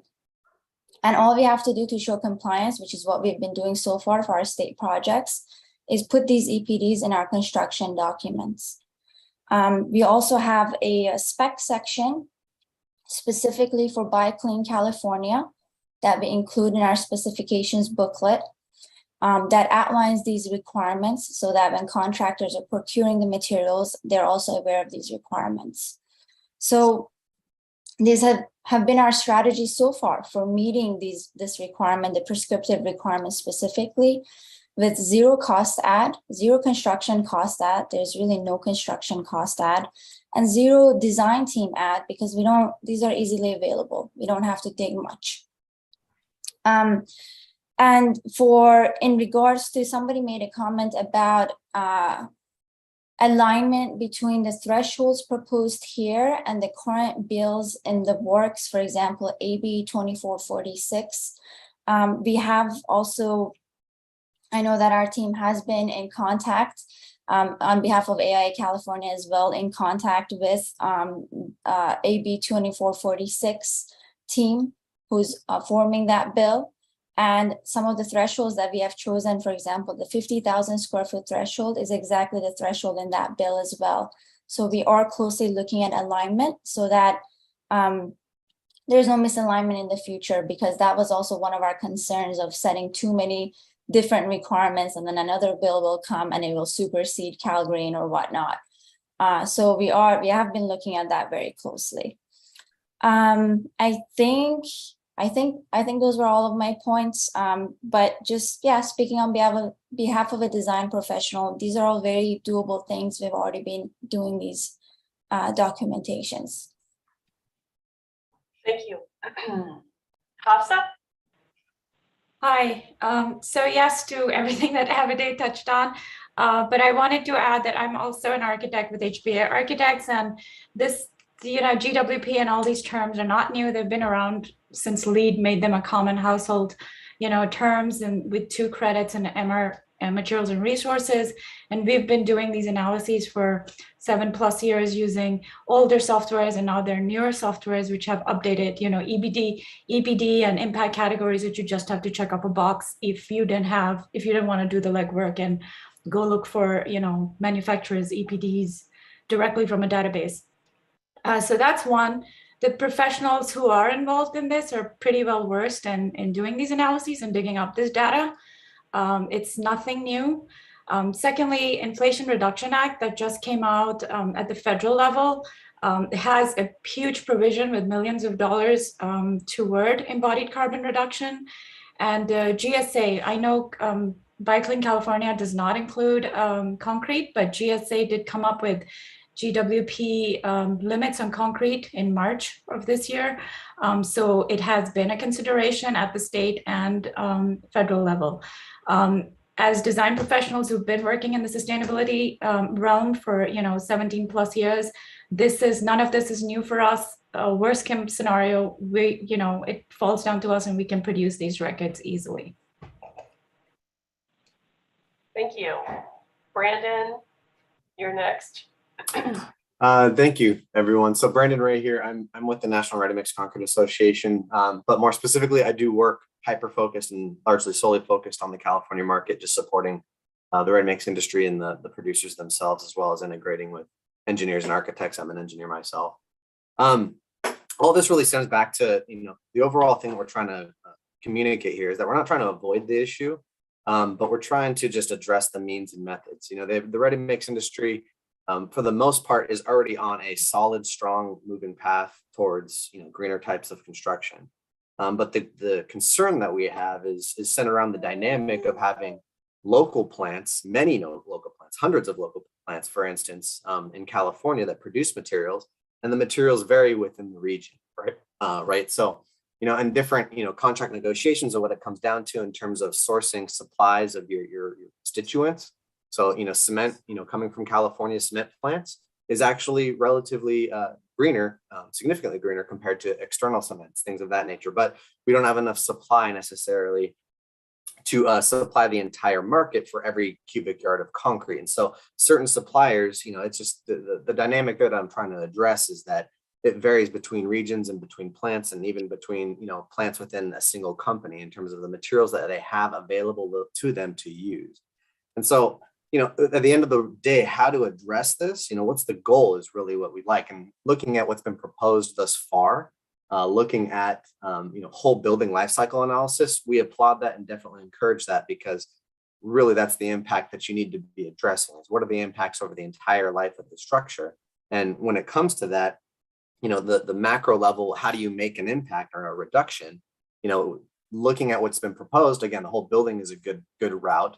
The prescriptive route, I understand there needs to be different options available, but we have drafted up some language that I could share with the group later on that addresses this in terms of looking at different means and methods for quantifying, measurable reductions using EPDs. So not looking at the per class of concrete approach, but more of a cradle to gate scope, looking at the embodied impact of the materials. It's something that we preach on kind of a regular basis right now for engineering firms, for instance, that are trying to adhere to or sign on to SC 2050, their embodied carbon action plans. Part of really the whole thing comes back to measuring the benchmark of the building against industry-wide LCA type reports that are standard, impacts, and then basically subbing in what they intend to or will use on the structure as an improvement, which is kind of, again, the same thing that I think that the team here is trying to encourage to do through the prescriptive GWP per class of concrete approach, but it almost gets a little too micromanaged at that point. And so what I'm really trying to communicate here is that you can't have a compliance path that teams are able to do instead of a whole building LCA, a more manual cradle to gate embodied LCA, just looking at the materials that are going to be used. So it's very simple. It's a simple arithmetic at that point. It's just the takeoff of the materials, and then measuring what their standard, national regional LCA benchmark is. And then we do have reports and information that supports all of this content, because we are, a program operator and hold these reports available. And then whether they have product specific EPDs or industry wide EPDs, they can still make the same measurement and demonstrate a reduction. So, and then on top of that, again, as kind of Charlie and some of the other group have mentioned, when it comes to Buy Clean, there are materials in Buy Clean, but there are also going to be materials added to Buy Clean over time. And so that could be a third compliance path, is that materials that conform to Buy Clean limits basically satisfy this particular code. So you'd have your whole building LCA with a certain reduction, a manual cradle to gate LCA that demonstrates a reduction, and you could have a slightly increased reduction given the smaller, narrower scope of the cradle to gate versus grave. And then you can have your compliance path 3, which is going to be your, a conformance to Buy Clean California. And that allows for, the interconnectivity between this code and Buy Clean California. When you look at future additions to the Buy Clean, any materials that aren't on there would have to conform to obviously compliance path 1 or 2 that I'm proposing. And then, as the materials become available in Buy Clean, they also have the option to adhere to the path 3, which is Buy Clean California. And that's where you'd see maybe these more micromanaged prescriptive limits on a per class of concrete basis, however that verbiage ultimately ends up looking like, right? So again, go ahead. Yeah, sorry, Brandon. Perhaps what would be helpful is, we're kind of talking the high level concepts here right now. And I actually do want to better understand what you're saying. I got a little lost there. I apologize. And so perhaps this is a good time to go for me to share the regulations so that we can start talking about the nuggets of the regulations. And when we get to that segment, I want to better understand what you're referencing, so we all have a visual on the screen here. Would that be okay? Yeah, for sure. And I apologize. I know we sent some comments on the previous document, but we do have a more current version that has verbiage that adheres to kind of what I'm proposing here. Okay, that would be great. Okay, so I just want to ask for the group, because I see a couple more hands raised. Bob, you had a second there. I know Teen hasn't spoken, but I want to make sure we're focusing on the overall concepts here, and then perhaps when I display the regulations in the next minute or so, we can talk more about the nuts and bolts of each concept. Is that appropriate for everybody? Does anybody have a comment on the overall 3 concepts right now? Bob, go ahead. Yeah, thank you, Bob Raymer, CBIA and BOMA and CBPA. In response to Avita and Michael's comments, I understand that you're quite knowledgeable on this, and what I would respectfully request is that you guys, in rather short order, provide a number of examples of what you envision acceptable compliance to look like. As you've already heard, some key players here, the building officials in particular, are very unfamiliar with this. And what is really going to take away a lot of the fear and trepidation here is to see that indeed it is easy to comply with this. And so we did this with disabled access back in the 80s and 90s, with the energy regs for the past 40 years. When new things come up, we always get to see examples of acceptable compliance before the day the regs take effect. And so we need to get that done now. It definitely needs to happen before we get to February and March, where the code advisory committees are going to meet, because they're all 9 voting members are going to have the same question. So if you guys could provide us with some examples of what acceptable compliance to do. If there's privacy concerns, just redact, names of buildings or whatever, but we need to see what it looks like just so we can start dipping our toe further into the water. Thank you. Team? Hi, Tian Peng, NRMCA. I agree with Brandon's comments, and we'll get into nuts and bolts later, but I just want to make a comment on what I've heard, which is sort of disturbing to me, that somebody thinks that this is absolutely zero cost. We are the program operators for EPDs, and it's not zero cost. It's thousands of dollars. And there are thousands of plants. Everybody who is bidding on a project will be spending thousands of dollars. That is not $0.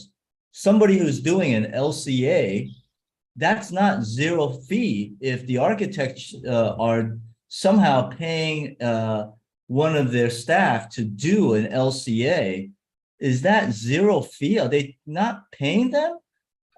If someone's taking an EPD, making a comparison to their the design requirements, and then somehow later on finding out, oh, beyond the global warming potential, I've got to meet certain strengths, I've got to meet certain pumpability, the weather might have changed. All of those things I have to examine based on that EPD that I've selected early on in the design process that might not have been even included in the schedule. So that is not zero fee. That is a lot of cost and time.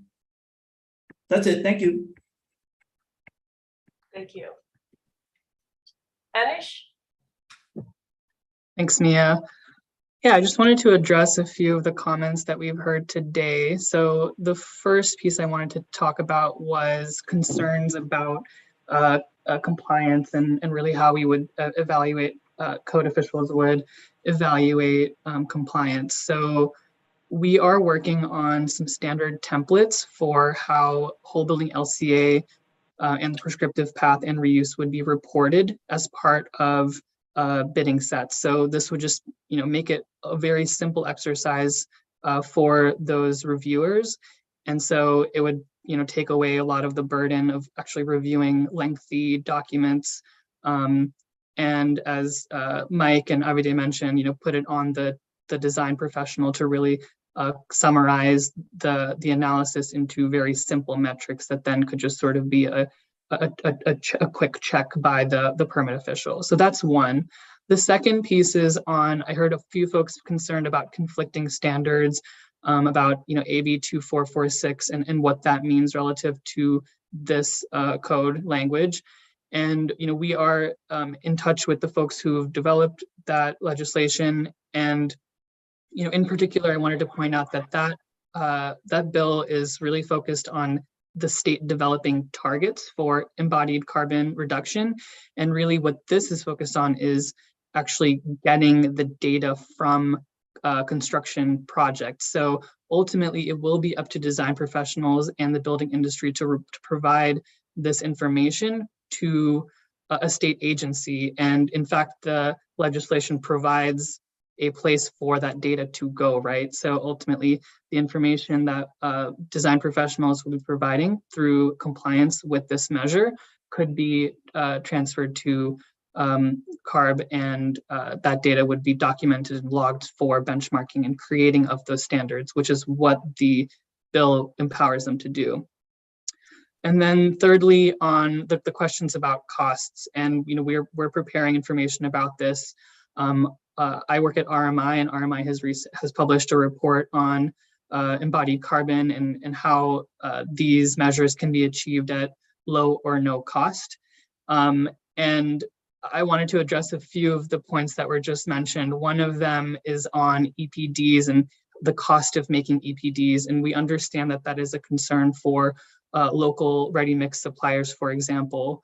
I wanted to point to a huge bucket of funding that is now available or soon will be available from the federal government as part of the Inflation Reduction Act. And that's $100 million that will go directly to building product manufacturers to develop EPDs. So there is available funding for producing that. And in addition, that's the reason why this measure provides optionality. So there is a prescriptive approach, which is more about gathering EPDs, but there's also alternate approaches. And for whole building LCA, we are aware of the cost, the design fee cost of that. And we have factored that in as, you know, and that goes into the fact that we're proposing this applied to really large projects where the impact of that fee could actually be recouped through efficiencies that you would gain through doing the analysis, such as material reduction, structural material reductions, and things like that. So yeah, those are the 3 pieces that I just wanted to comment on. Thank you. Okay, and then I have Greg and Avita again, and then I think it's important that we start looking at the regulations in the interest of time. Okay, thank you. Just a couple of comments. One, Mike had mentioned that the design professionals are in the hot seat, and that's not always the case. And whenever we have new code requirements, it always falls to us, the code officials who are verifying compliance. Often falls to us to educate the design professionals. And when we don't even know what this is, it's going to be extremely challenging. And just one other comment, there was a comment made that these are common household terms, and that is just not true. You know, I have a staff of over 100, and I'm sure not one of them could explain to me what a life cycle analysis is, or what reduction in global warming potential, how you go about verifying that. It's just, it may be common to the people who are taking part in this discussion right now, but as far as it being common household terms, it really is not. This is going to be all brand new to my staff. Thank you. Thanks, Greg. Avita? Thank you. I'll make this comment really quick. I just wanted to respond to a couple of points that Tien Feng brought up regarding the cost. So what I was mentioning is that the prescriptive path with just finding the EPDs and showing those, that's zero cost. And I know that from experience. The LCA, the whole building LCA does have added costs. You're absolutely correct on that. And as Anish mentioned, we are fully aware of that, and we've been taking that into consideration with the thresholds that we set and that we're proposing. What we have found through our projects where we have done whole building LCA is that even the most complex projects, and I'm talking over 1 million square feet, big, you know, multiple building complex projects, even on those, when we do a whole building LCA, yes, there is added cost and effort to run the LCA, but so far, it has always been less than 1% of design fees, not even construction costs, but of design fees. Because on those projects, there's so much design fee already. So that's really how we are proposing those thresholds. And then one last point, the 10% reduction, that is a mandatory reduction if you pursue a whole building LCA approach, for example, can easily be achieved without any additional material cost. And again, that's from experience so far, at least the past couple of years, that's how it's been. So the 10% reduction easily can be achieved by some concrete reductions, optimizing concrete mixes, things like that are readily available. And I completely understand some of these are new terms and new methodologies for folks. And there will need to be a lot of education on it. Okay, but before I go to Ida, I would like to mention one thing is I'm hearing a lot of cost information here. I think what's important is the state agencies are going to have to include cost information, benefit analysis in the code package, which I'll talk about later on in the agenda. And so discussion here about that is helpful, but real facts are going to be necessary in order for us to support the code changes. So I will be talking a little bit more about that later on. Ida, feel free. Thank you, Mia. I appreciate the comments that were made here today. And when something is unknown, I do want to state and understand that it does sound a little bit intimidating. So it's very difficult to support something when you don't understand what something is. However, I do want to state that the design professionals that need to implement this, especially of those of 50,000 square feet or greater, do know and have known for years. This information is out there, and that a code-based approach is the only way. Making requirements is the only way we're going to get to carbon reduction in California, and it involves all of us to open to the potential of this. So I think that's, I understand, Greg, where you're going from. I run a jurisdictional agency as well. And I know that many of my staff are not aware of what that is. So I'm not saying that, I will be facing this as well. But I think part of the issue is I do still have staff, architects on my staff who are plan reviewers, who do understand this, who've been exposed to this. I have structural engineers who've worked on schools who've been exposed to this. So I do think that those individuals are out there. This is not going to be, I believe, a wholesale education of the whole industry. I think education is important. I think it will need to happen. But I think that we have individuals now that are coming into our profession who are learning this in school. And so as some retire, this is the wave of where it's going. We have approached this. We are willing to, we have committed to addressing education with this, along with everyone else. To educate all those who are going to be involved. And again, this is dipping our toe into what this is. For the architects, it's not necessarily dipping their toe, but for everyone, in consideration of everyone that needs to come to the table. This is a minimum, and we need and a minimum that will take effect July 1st, 2024 if it's adopted. We have 2 years to get this, to get the education out there, to get this moving so that we can prepare. That's the way the regulatory process works. Obviously, the legislative process, which many of you have been involved with and familiar, it takes effect January 1st of the next year, unless they put a specific date in place.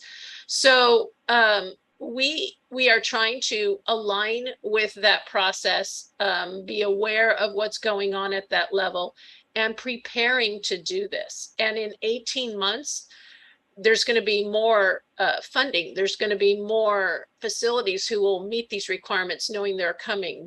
There's going to be more nationwide awareness and understanding of what's happening here.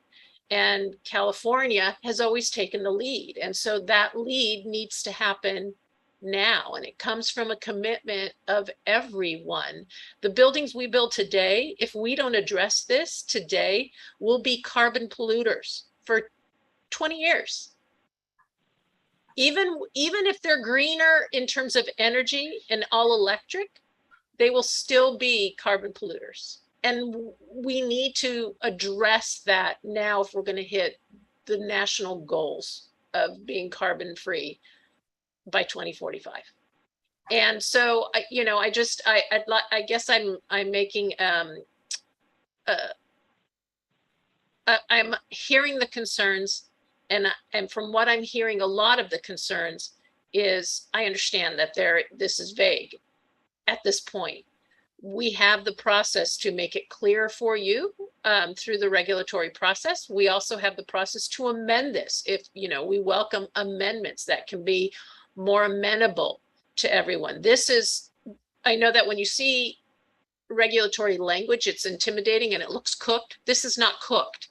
This is only putting in regulatory language so we can get beyond the concept and you can see exactly what's required so you can start addressing those concerns. But we need regulatory language that we can move ahead with by easily at least mid-October so we can put cost to it, and by the end of October, early November, so that we can prepare for advancing this. And that's the work that we've put here. So again, I think there's a lot when it comes to a collaborative that I've always said, trust the process. And we're understanding that we're listening to you and we're trying to bring everyone along on this process. And that does create a little bit of trust that the education will come, that this is doable, that we just ask that you're open to really understanding and learning more. But we need to advance this if we're we're ever going to address this carbon issue. And if it wasn't evident in the hottest week of this year that we need to address this issue, that's our charge. And so we'd like everyone, that's what the purpose of this collaborative is to express your concerns, create that trust, have us promote that education, have you provide input and provide solutions with us that are doable. I do want to state as well that for buildings 50,000 square feet, if, you know, I'm a little unclear on some of what the concrete industry has, because I hear that some areas of the state, what we're proposing is minimum is doable and other areas is not.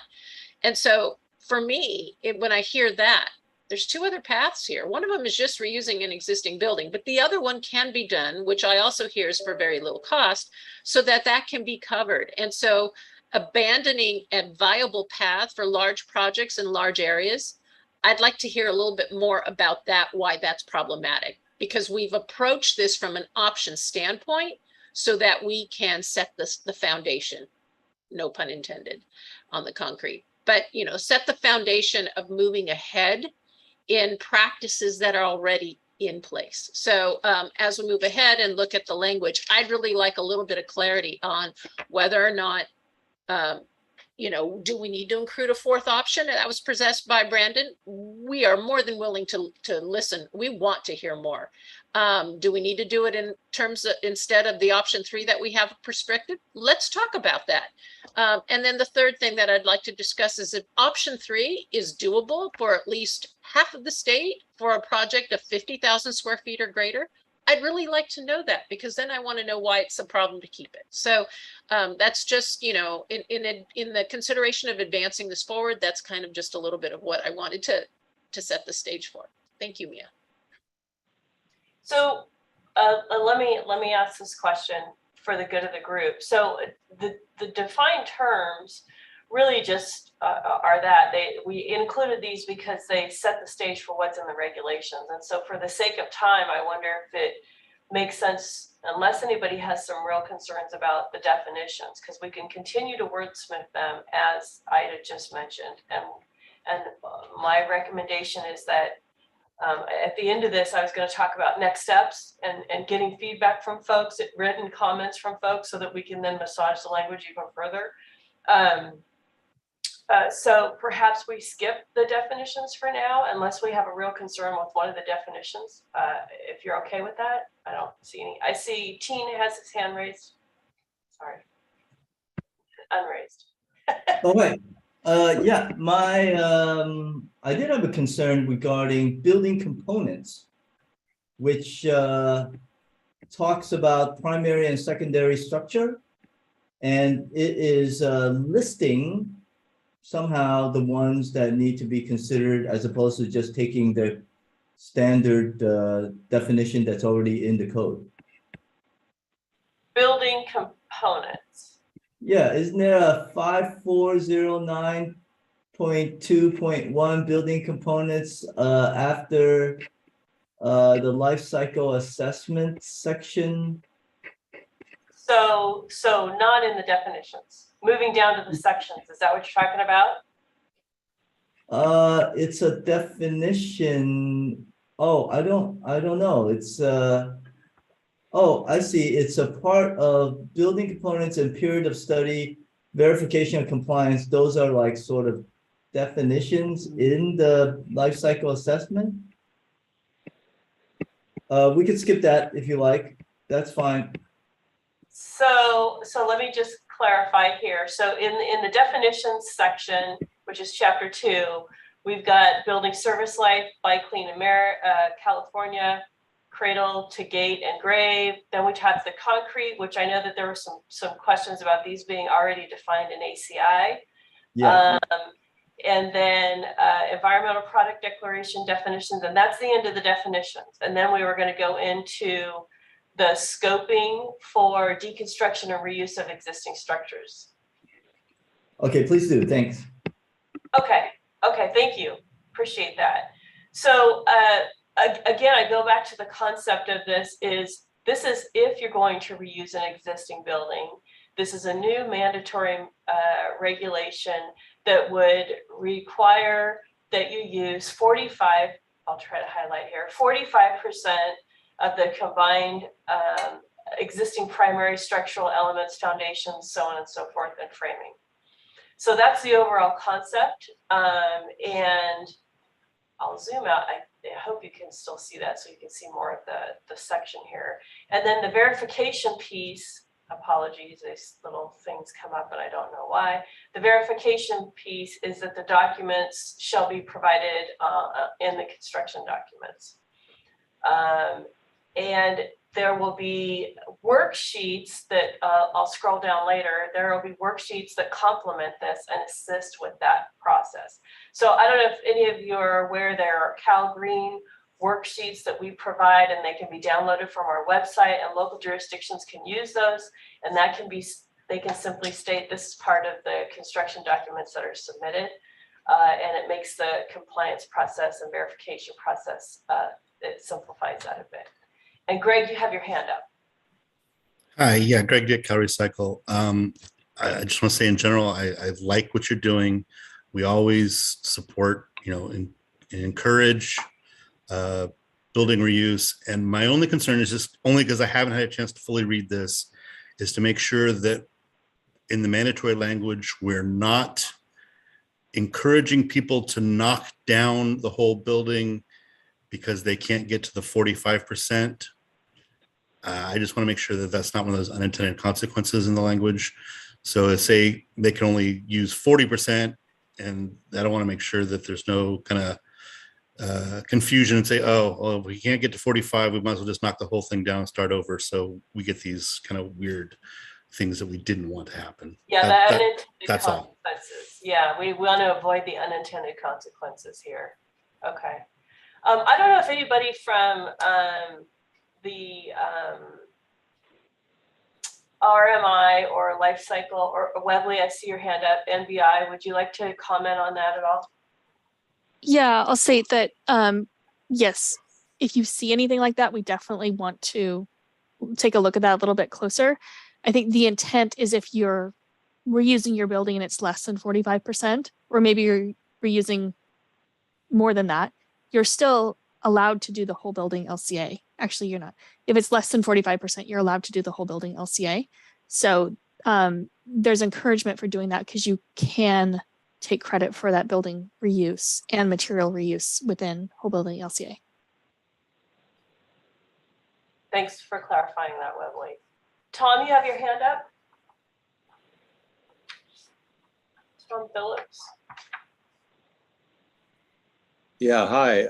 I may have missed this. I was just able to tune in, but the Passive House folks are already doing the carbon reduction for remodels with their EnerFit program. And would this proposal be compatible with that, or fold that in somehow? Well, I apologize, I'm not familiar with that program. And is it specific to residential occupancy? Yeah. It well, probably for anything, and it's got spreadsheets built in, and whole system that's being used. So, and it's also develops kind of a plan for phasing in for remodels later and so on. So it looks pretty nifty.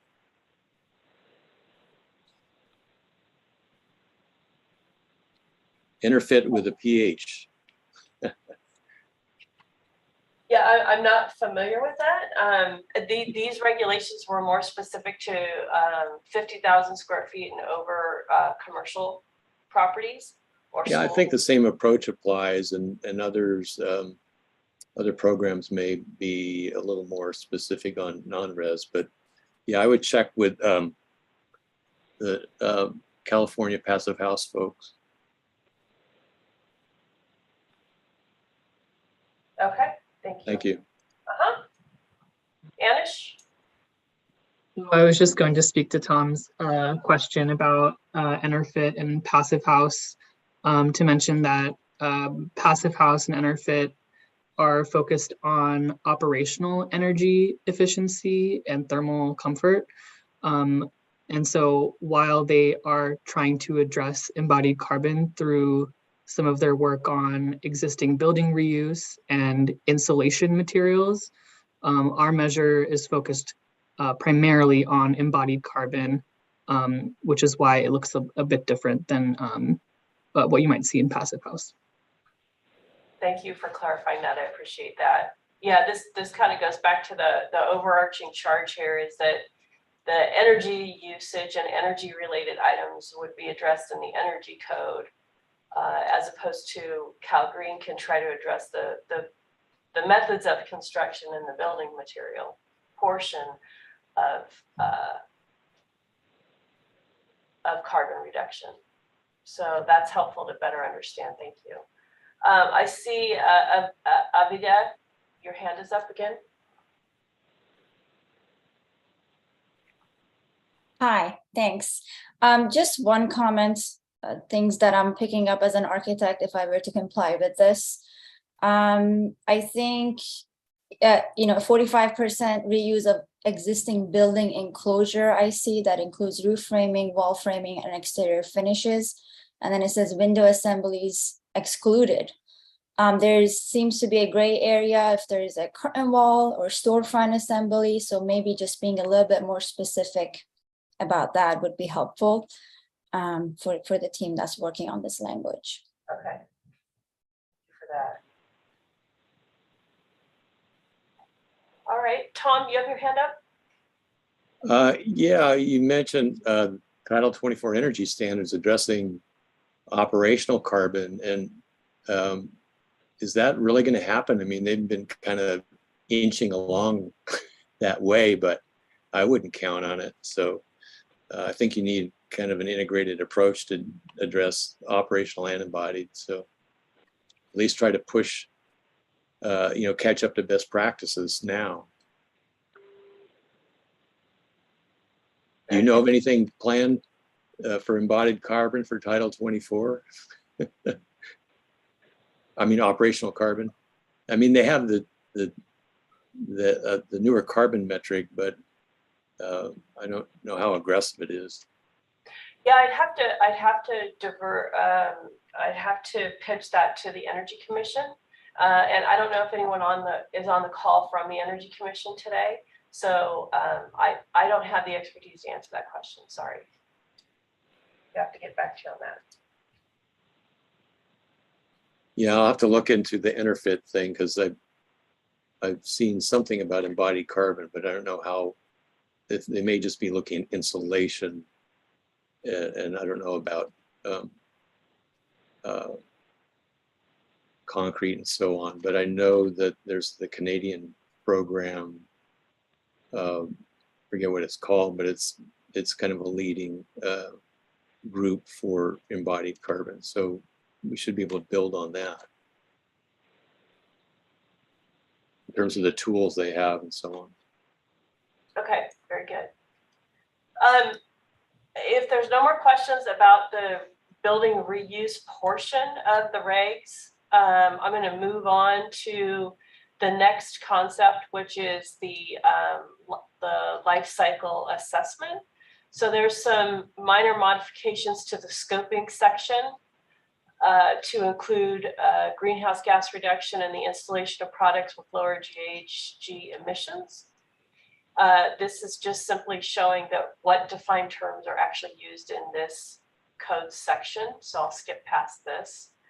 And then this is the portion which is new. So we're removing the reserved section and we're creating new scoping. I'll try to make it a little bigger for you all. Hopefully that helps. And again, this is for new construction with an aggregate floor area of 50,000 square feet or greater shall comply with either of the options below. And the first option is whole building life cycle assessment. And I think, let me just double check here. It overlaps onto the next page, so I'll scroll down in a minute. But there's the charging language, which talks about in accordance with the ISO 14044, excluding operating energy, but demonstrating a minimum of 10% reduction in global warming potential. as compared with a reference baseline building similar in size. And then you still have to comply with the energy code. And then it offers software to conduct the whole building life cycle assessment. It talks about the building components and then the period of study, which is 60 years. And then it does have an information about verification of compliance, which I'll scroll down in a minute. So perhaps we can briefly discuss the concept of whole building life cycle assessment, and does anything stand out here that is missing? And Tom, you have your hand raised.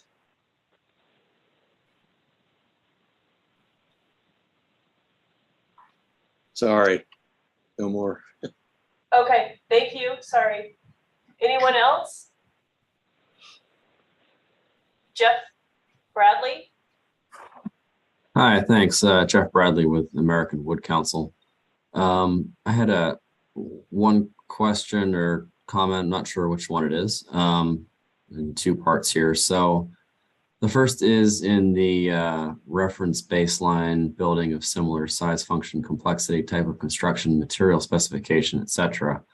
In reading this, it seemed like to me the type of construction and material specification really limit one's ability to compare different building types of construction, etc., and materials being used, and could make it difficult for those that are trying to compare, say, in a type of construction in my industry, comparing dimensional lumber, stick-built construction to, say, mass timber, or comparing it to another different type of construction there. So, you know, if there is flexibility in the building type that's being built or the material specification being used, those two terms could perhaps be stricken to allow for a little more flexibility in the whole building LCA. The second point I wanted to mention was ASTM E2921 is the standard practices for minimum criteria for comparing whole building life cycle assessments for use with building code standards and rating systems. And that document, I think, provides a bit more background and information on how to use an ISO 14040/44 compliant LCA in a whole building life cycle assessment context, and may be useful to include in this. Thanks. Thank you very much.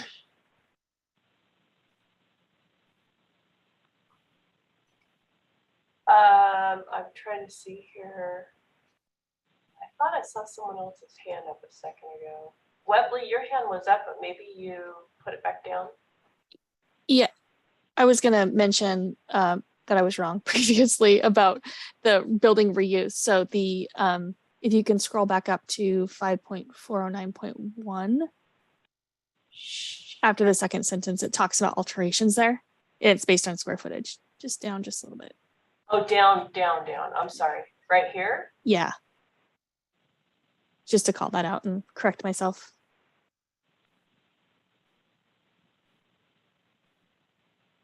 Okay, gotcha. All right. Does anyone else have their hand up? I thought I missed somebody. Oh, Anish. Yeah, I just wanted to address that question about type of construction and material specification in the whole building LCA language. So that's intended to create a standard for how project teams would model a baseline building. So it's not limiting flexibility in the type of construction that you would model for your proposed design. So the goal is that you could achieve reductions through exactly those choices, right? So this is about developing language around what the baseline model looks like.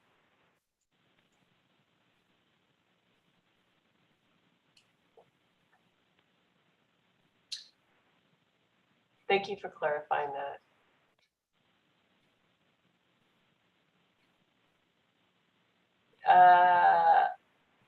Abida? just adding on to Anisha's comment, I think the goal with the baseline building is so that, for example, if someone's designing a mass timber building, is to compare that mass timber building with another mass timber building, not compare mass timber with a steel building as a baseline, for example. So that's why the requirement for similar construction type and material.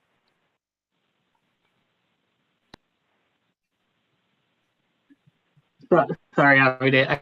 Actually, maybe we should be more clear about that then. I think our intent is that we're recommending baseline of a building based on common. Oh, we lost you there for a second. Is that on our end? Certainly talk about that separately. Okay. So better clarifying the language a little bit more, being more specific about the intent. Okay. Brandon? Yeah, I'll just second what Avida just said, that you should not be comparing across materials, because the PCRs for establishing them, especially on the front aid when you're looking cradle to gate, have different impacts and things included, things of that nature. And it's akin to comparing, you know, an internal combustion car to a Tesla, right? There might be higher embodied impacts for some materials on the front end, but holistically, whole building wise, you'll see, you know, reductions that, you know, stand out. So it should only be material to material of the same material. Thank you. I think I'm doing a little time check on myself here, because I want to be able to spend a few minutes talking about the support documentation and the next step. So, and I can shorten that a bit, but I know we have I'll show you on the screen here, which you all have availability of the express terms, but the verification idea here is that the software, there's a variety of software. Some of these have a paywall, some of these are free, and that the information would be provided on the construction drawings, and that included in the operation and maintenance manual that's provided to the owner at the close of construction. Ida, you have your hand up. Thank you, Mia. I just want to mention that in these, you know, our first stab at regs for discussion, that there's a lot of sample worksheets that we're continuously working on, which I think will hopefully shed a little more light on the verification process. Some are initially included here that were easy to develop. Others we're working on that with the team. So that is not part of this yet, but will be part of this in order, obviously, to advance into regulatory development. And we'll try to get those accommodated as soon as possible. Thank you. Thanks, Ida.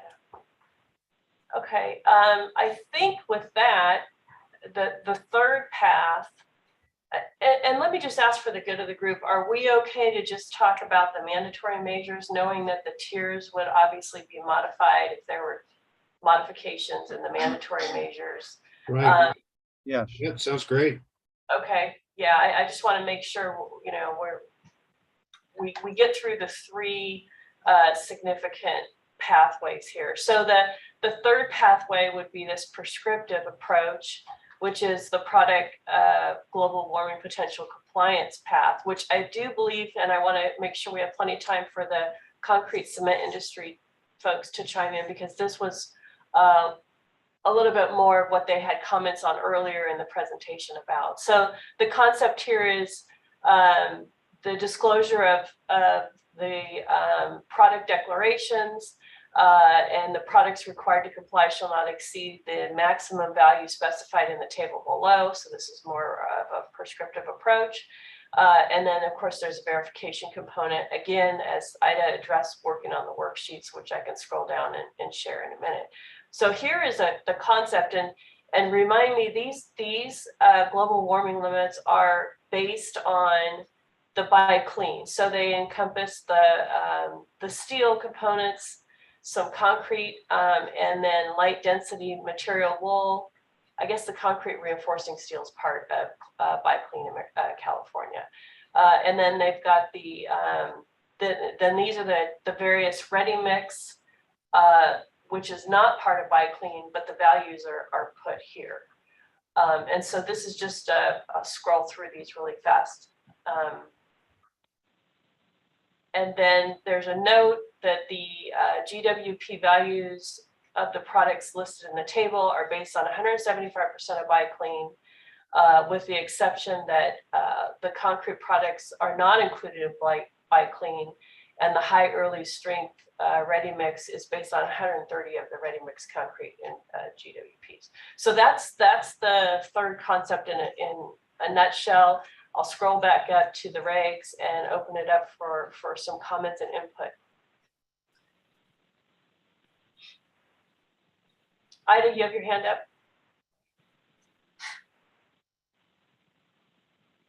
Continue. I forgot to put it down. Oh, okay. All right.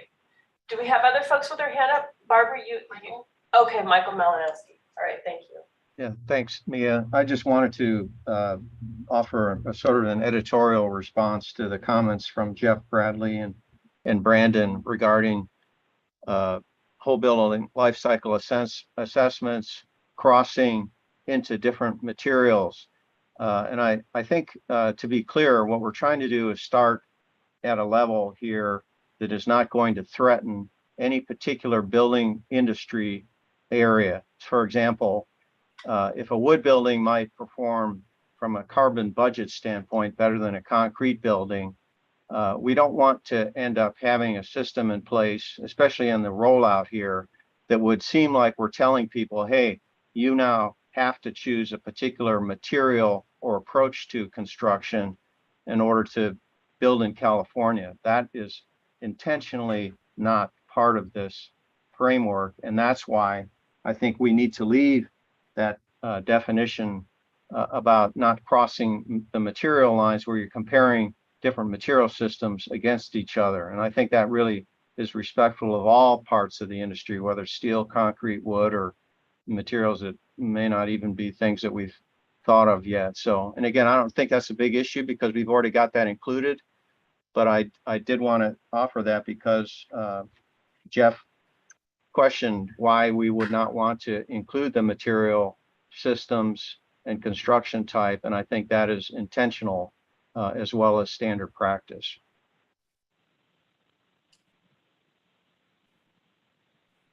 Thank you for the clarification.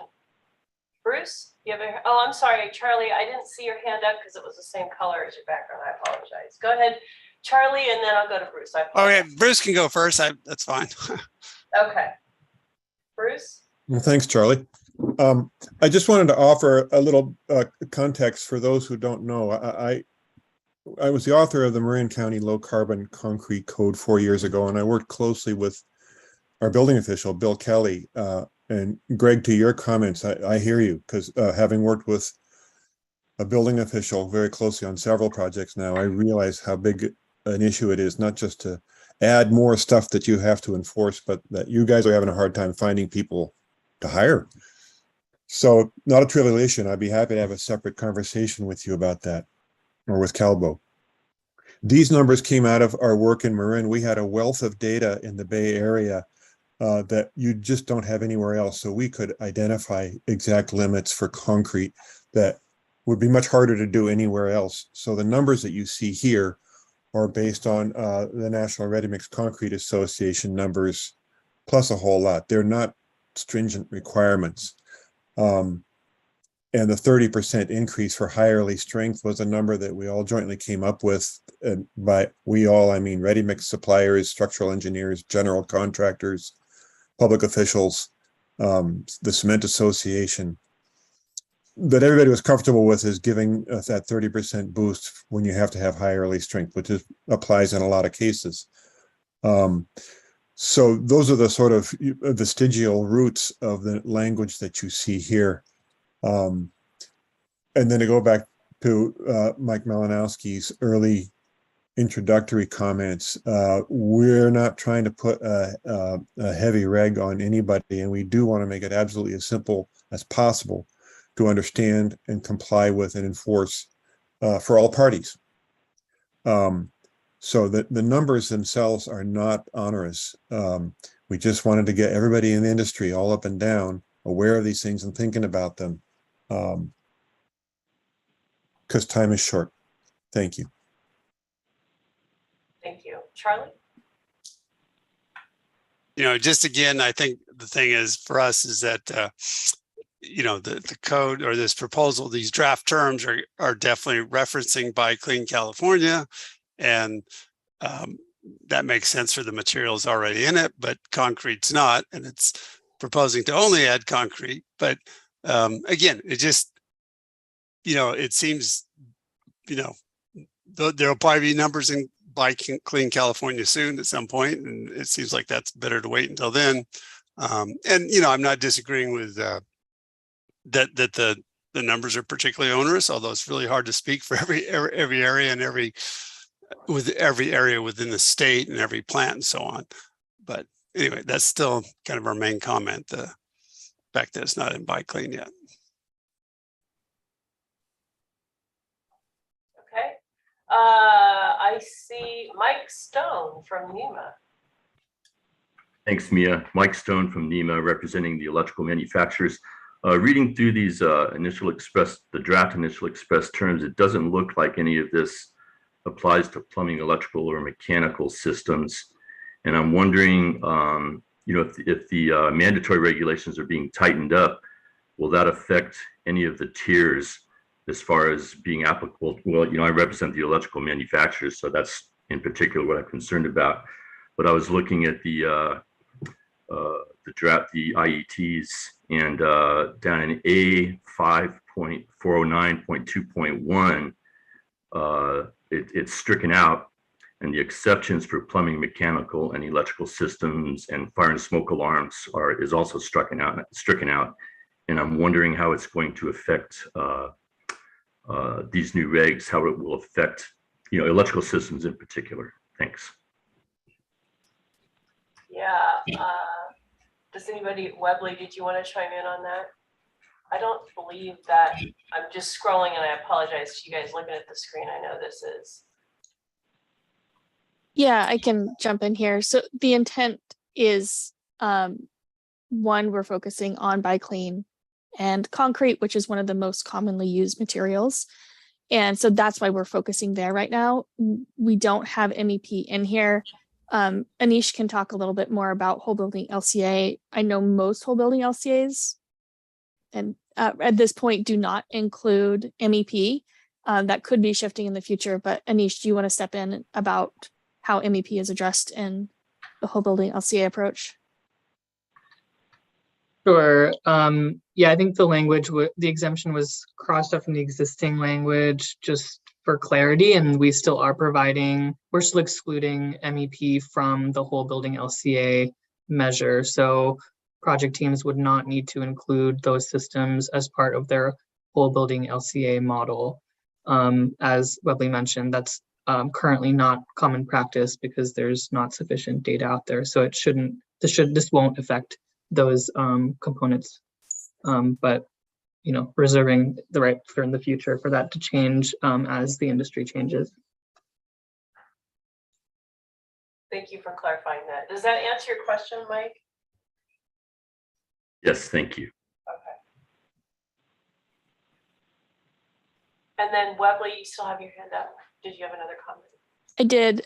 Yeah, so I wanted to say I hear everyone's concern about concrete not being included in Buy Clean California. So why are we including it here? And I'll just echo what what Ida said earlier about kind of now is the time to act.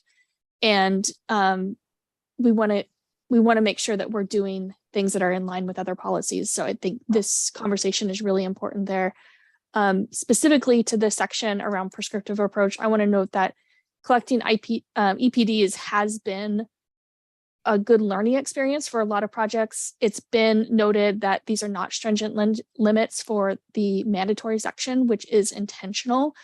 But Carbon Leadership Forum and others have done research and shown that just by collecting EPDs, there has been a reduction in carbon. So it's just that awareness, right? Like you read the nutrition label, like, oh, maybe I should only have one serving of this product instead of eating the entire box. So just that awareness is something that can help lower carbon. Okay, thank you. Brandon?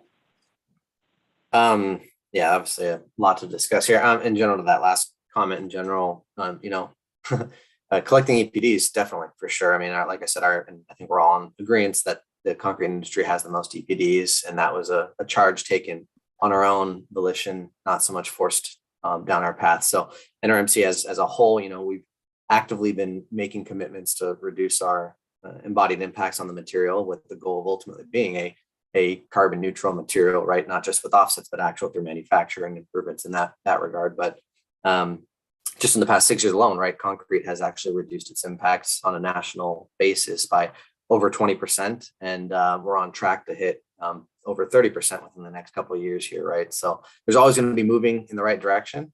Looking holistically, at the limits as I think Bruce mentioned, and most people familiar with the content can say that they are achievable, definitely. No qualms about it whatsoever, right? But the concern as time goes on, those being ratcheted down, I'm not going to say willy-nilly, but just, there's just the opportunity to work ourselves into a corner where you create an anti-competitive environment where some producers have advantages over others, and not to a material deficit within their operation, other than just sourcing of materials and availability of materials. So I'm probably not doing a very good job about communicating my alternate proposal here, but the proposal is not to remove limits and just let concrete be as is. It's to, these limits actually, functionally enough, you need to have an understanding of the per class impact of the materials. And what we're proposing is really looking at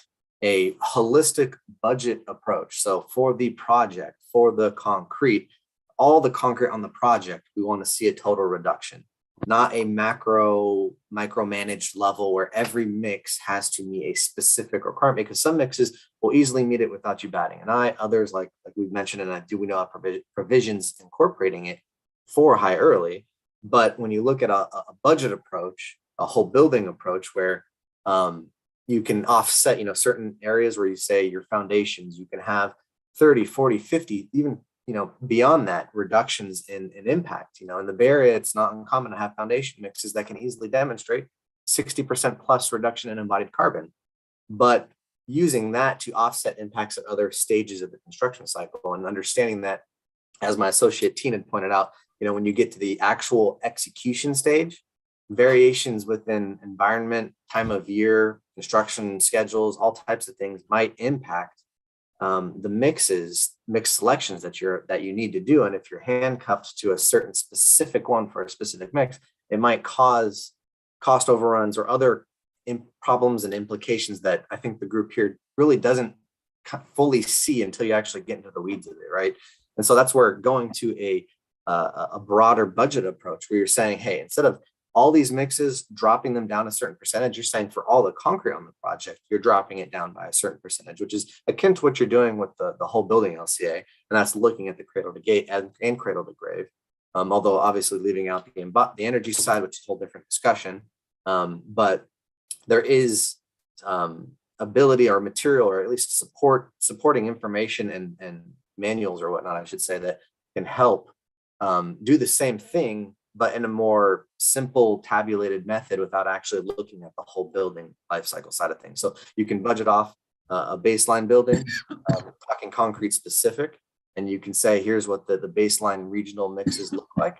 And then here's what the industry wide or my product specific or whatever EPDs that are an improvement from getting down to the same things. Like Webley just said, when you're looking at the EPD and you see, okay, here's the impact, making a conscious decision where you can say, hey, this mix over here has the same performance criteria, but at a lower impact, and using that to, encouraging that, right? Which is, I know what the group is trying to get with these prescriptive limits, but we're just saying that should be not so micromanaged in the code, and it should be micromanaged on the per project basis with the project team to meet the overbearing project budget reduction goal, if that makes sense. So I'm ranting here, but hopefully that at least clarifies some of that. Thank you, Brandon. Webley? Brandon, I look forward to talking to you. I think there's an option here for, in the prescriptive approach, having two different options here. One, you can meet the limits specifically or do like a weighted average. I'm curious, once we see your approach that you're proposing, that might also be a good option to include. I do like the idea of this checklist because people just want to say like, tell me what to do, tell me what I need to hit. So having options is always a good idea. I want to address your concern about ratcheting down willy-nilly. Yeah, my vision, and I'm not saying that this is what will ever happen with Cal Green, but I would like to see that the whole industry moves towards a whole building LCA approach for many reasons. It's more holistic, it's comprehensive. We can have trade-offs a lot more easily. We can incentivize other aspects. So, if I was to look at the future of this code, assuming that we move the industry more towards whole building LCA, which I hope that this code users see the benefits of that approach, we can start to eliminate the need for the prescriptive approach, or the prescriptive approach changes in such a way that is, in line with the savings that we would see from a whole building LCA. Thank you. Team? Hi, Tian Peng, representing NRMCA. I think I just want to reiterate what our industry's position is, and I don't think we've made that clear, which is we don't think, at least I'm speaking for the concrete industry who has been involved in this thing, in opposition to what a NGO such as NBI or RMI, even the AIA seems to want to dictate for the concrete industry. The concrete industry is not in favor and is opposed to this prescriptive method. And what Brandon has offered is an alternate approach from the industry. And so I think that I just want to make sure that that's clear. No, thank you for clarifying that. And I think that that's part of this deliberative process, right? So we look forward to seeing that. I know that some comments were sent 2 nights ago, and then I think Brandon mentioned that he has some other draft language to share, and so I think this is going to be an ongoing discussion to massage that GWP path and whatever it looks like, and so that's the goal today. And so I think I appreciate the fact that you're making that clear, and so that we have an understanding of the process moving forward. Greg, you have your hand up as well. Sorry, Greg. Thanks, Mia. I just want to make sure everybody had their chance to comment on the proposed language, because my comments aren't on the language as proposed. I was want to talk a little bit outside the box a little bit. And I know Nicole highlighted it for me earlier, is the idea of opening the Cal Green Code to the idea of allowing salvaged lumber into the construction. I'll be brief because I know we're really late on time, but basically SB 1383 we talked about earlier, which has requirements for the locals to divert more of the organic materials. So this proposal would help that. We've had issues with the wood recycling markets, which would typically like biomass, which have often been lately closed to urban wood and lumber. So this would help that. It would also encourage or enhance the governor's circular economy issues. So I just want to say I've provided Enrique with some sample code language that Washington and Oregon have already adopted into the residential code. I've also provided that language to HCD and earlier during their earlier focus group meetings. And I wanted to bring this up last time, but I had the computer issues. But basically allowing the use of salvage lumber would help GHG reductions as well. I don't know if you're aware of this, but we had a pilot reuse grant a couple of years ago, and part of that was ARB developed a calculator for us as part of that. So one of the things they've looked at is the GHG benefits of using salvage lumber. So you could plug in X number of board feet. You could kind of see your metric ton of CO2e equivalent benefits. So just for an example, if I punch in 100 board feet of salvage wood reuse, it equals roughly 0.1 metric tons of CO2e equivalent benefit. So just wanted to say, I would encourage, maybe adding some language like this into the voluntary part of the code. I know it's related to what we're talking about here, and it's definitely a carbon reduction strategy. So I appreciate you indulging me. Thanks, Greg. Appreciate it. Okay, so we are at 1 minute left of our time. I do really feel it's important that I explain next steps. I hope that you can stay on the line for maybe 10 more minutes, and I'll rush through this. The information is also on our website. I'm not going to read everything, but I want to make sure we have the expectations here of what happens next. So we've had 4 of these meetings. The purpose of these meetings is to have this pre-cycle dialogue and talk about concepts and draft language. That's part of the requirements in both the Building Standards Law and the Administrative Procedures Act, and also in our Part 1 regulations for the Title 24 rulemaking process. We've been primarily focused on the express terms, right? This is the language that you would see in the printed code. But I think what's really important to remember is that beyond the express terms, the state agencies have a duty and a requirement to comply with many other parts of the Administrative Procedure Act. And that includes compliance with the 9-point criteria, but also developing documentation on if the regulations have an adverse impact on businesses, the cost of private persons, the regulations affect jobs and businesses such as the creation, elimination, expansion, and benefits to the health and welfare of the citizens of California. This is also reflected in the initial statement of reasons that there could be no significant adverse impact on business. Also jobs, it's repeated again. We need the environmental benefit of the regulations. And then of course, the other document that we are developing is the economic and fiscal impact, which is actually a Department of Finance form.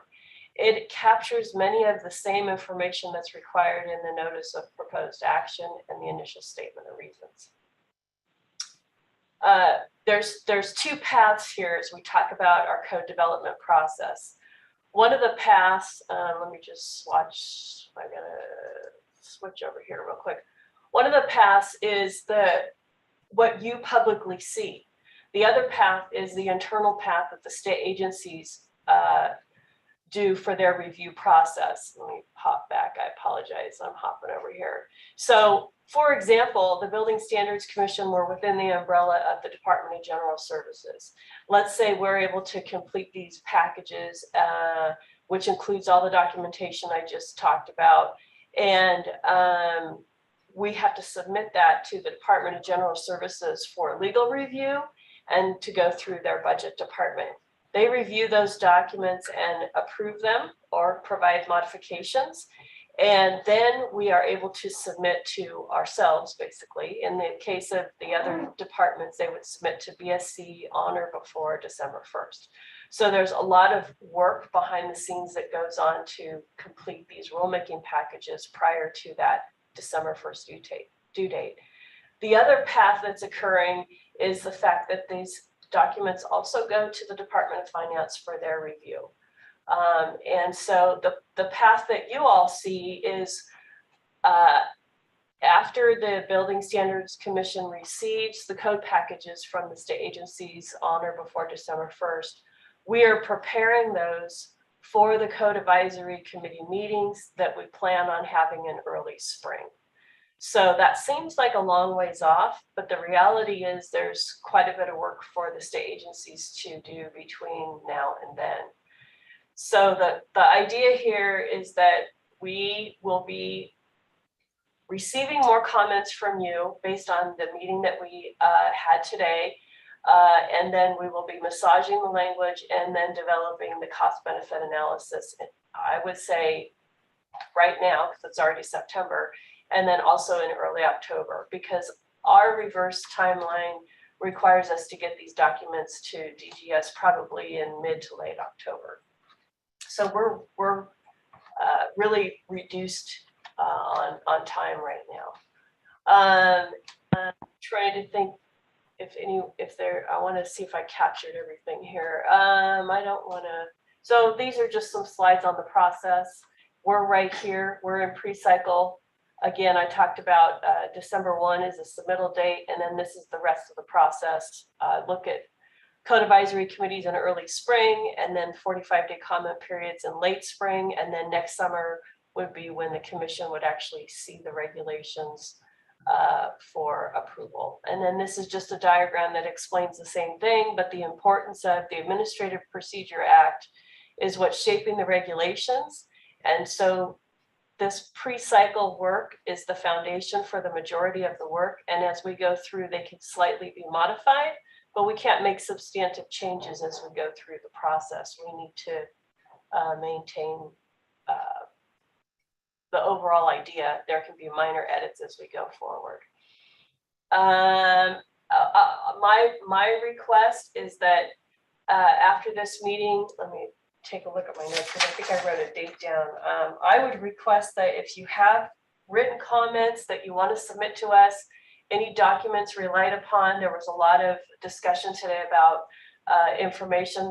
There was a great idea of, can you provide us a summary of existing projects that have already gone through this process and what was the actual cost to conduct life cycle assessment or provide EPDs.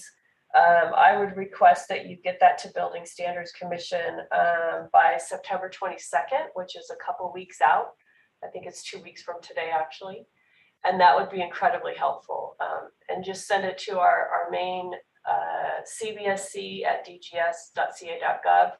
It's on our website, or you can send it to any of us. I know several of you have been communicating directly with either Eric Drever or Mitchell Baker or myself or Ida, and we will be collaborating a lot in the next couple weeks on everything we discussed today. So I want to, before we close, I want to offer it up for any questions, clarification, and I want to see if either DSA or HCD have any closing comments at this time.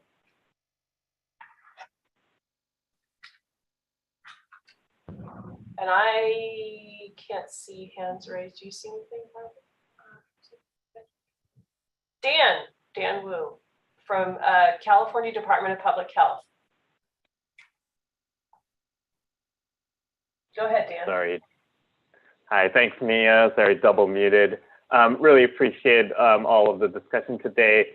I was just wanting to make a quick comment about the possibility of circling back some of the concerns that was raised previously about the possibility of further considering and incorporating measures to address overheating in buildings and the connection between energy modeling and some of the carbon reduction side of things.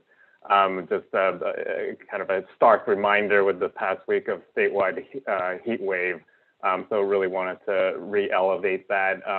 And I'm happy to follow up separately offline with the right agencies regarding next steps.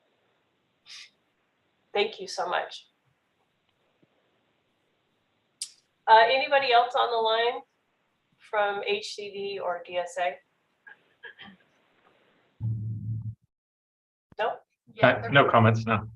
Thanks Okay. everyone for participating today. Okay. No comment, Mia. Thank you. Okay, great. All right. Just want to make sure. All right. Thank you very much.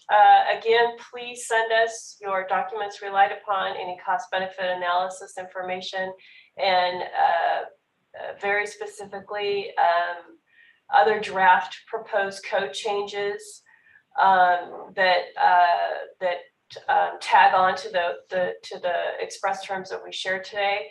I'm looking forward to seeing that. And if possible, please get that to us by September 22nd. All right, thank you all again. I know this is a huge effort and a big lift by many people working very hard, so I greatly appreciate all of your efforts. Thank you, Mia. Thank you. Thanks, Mia.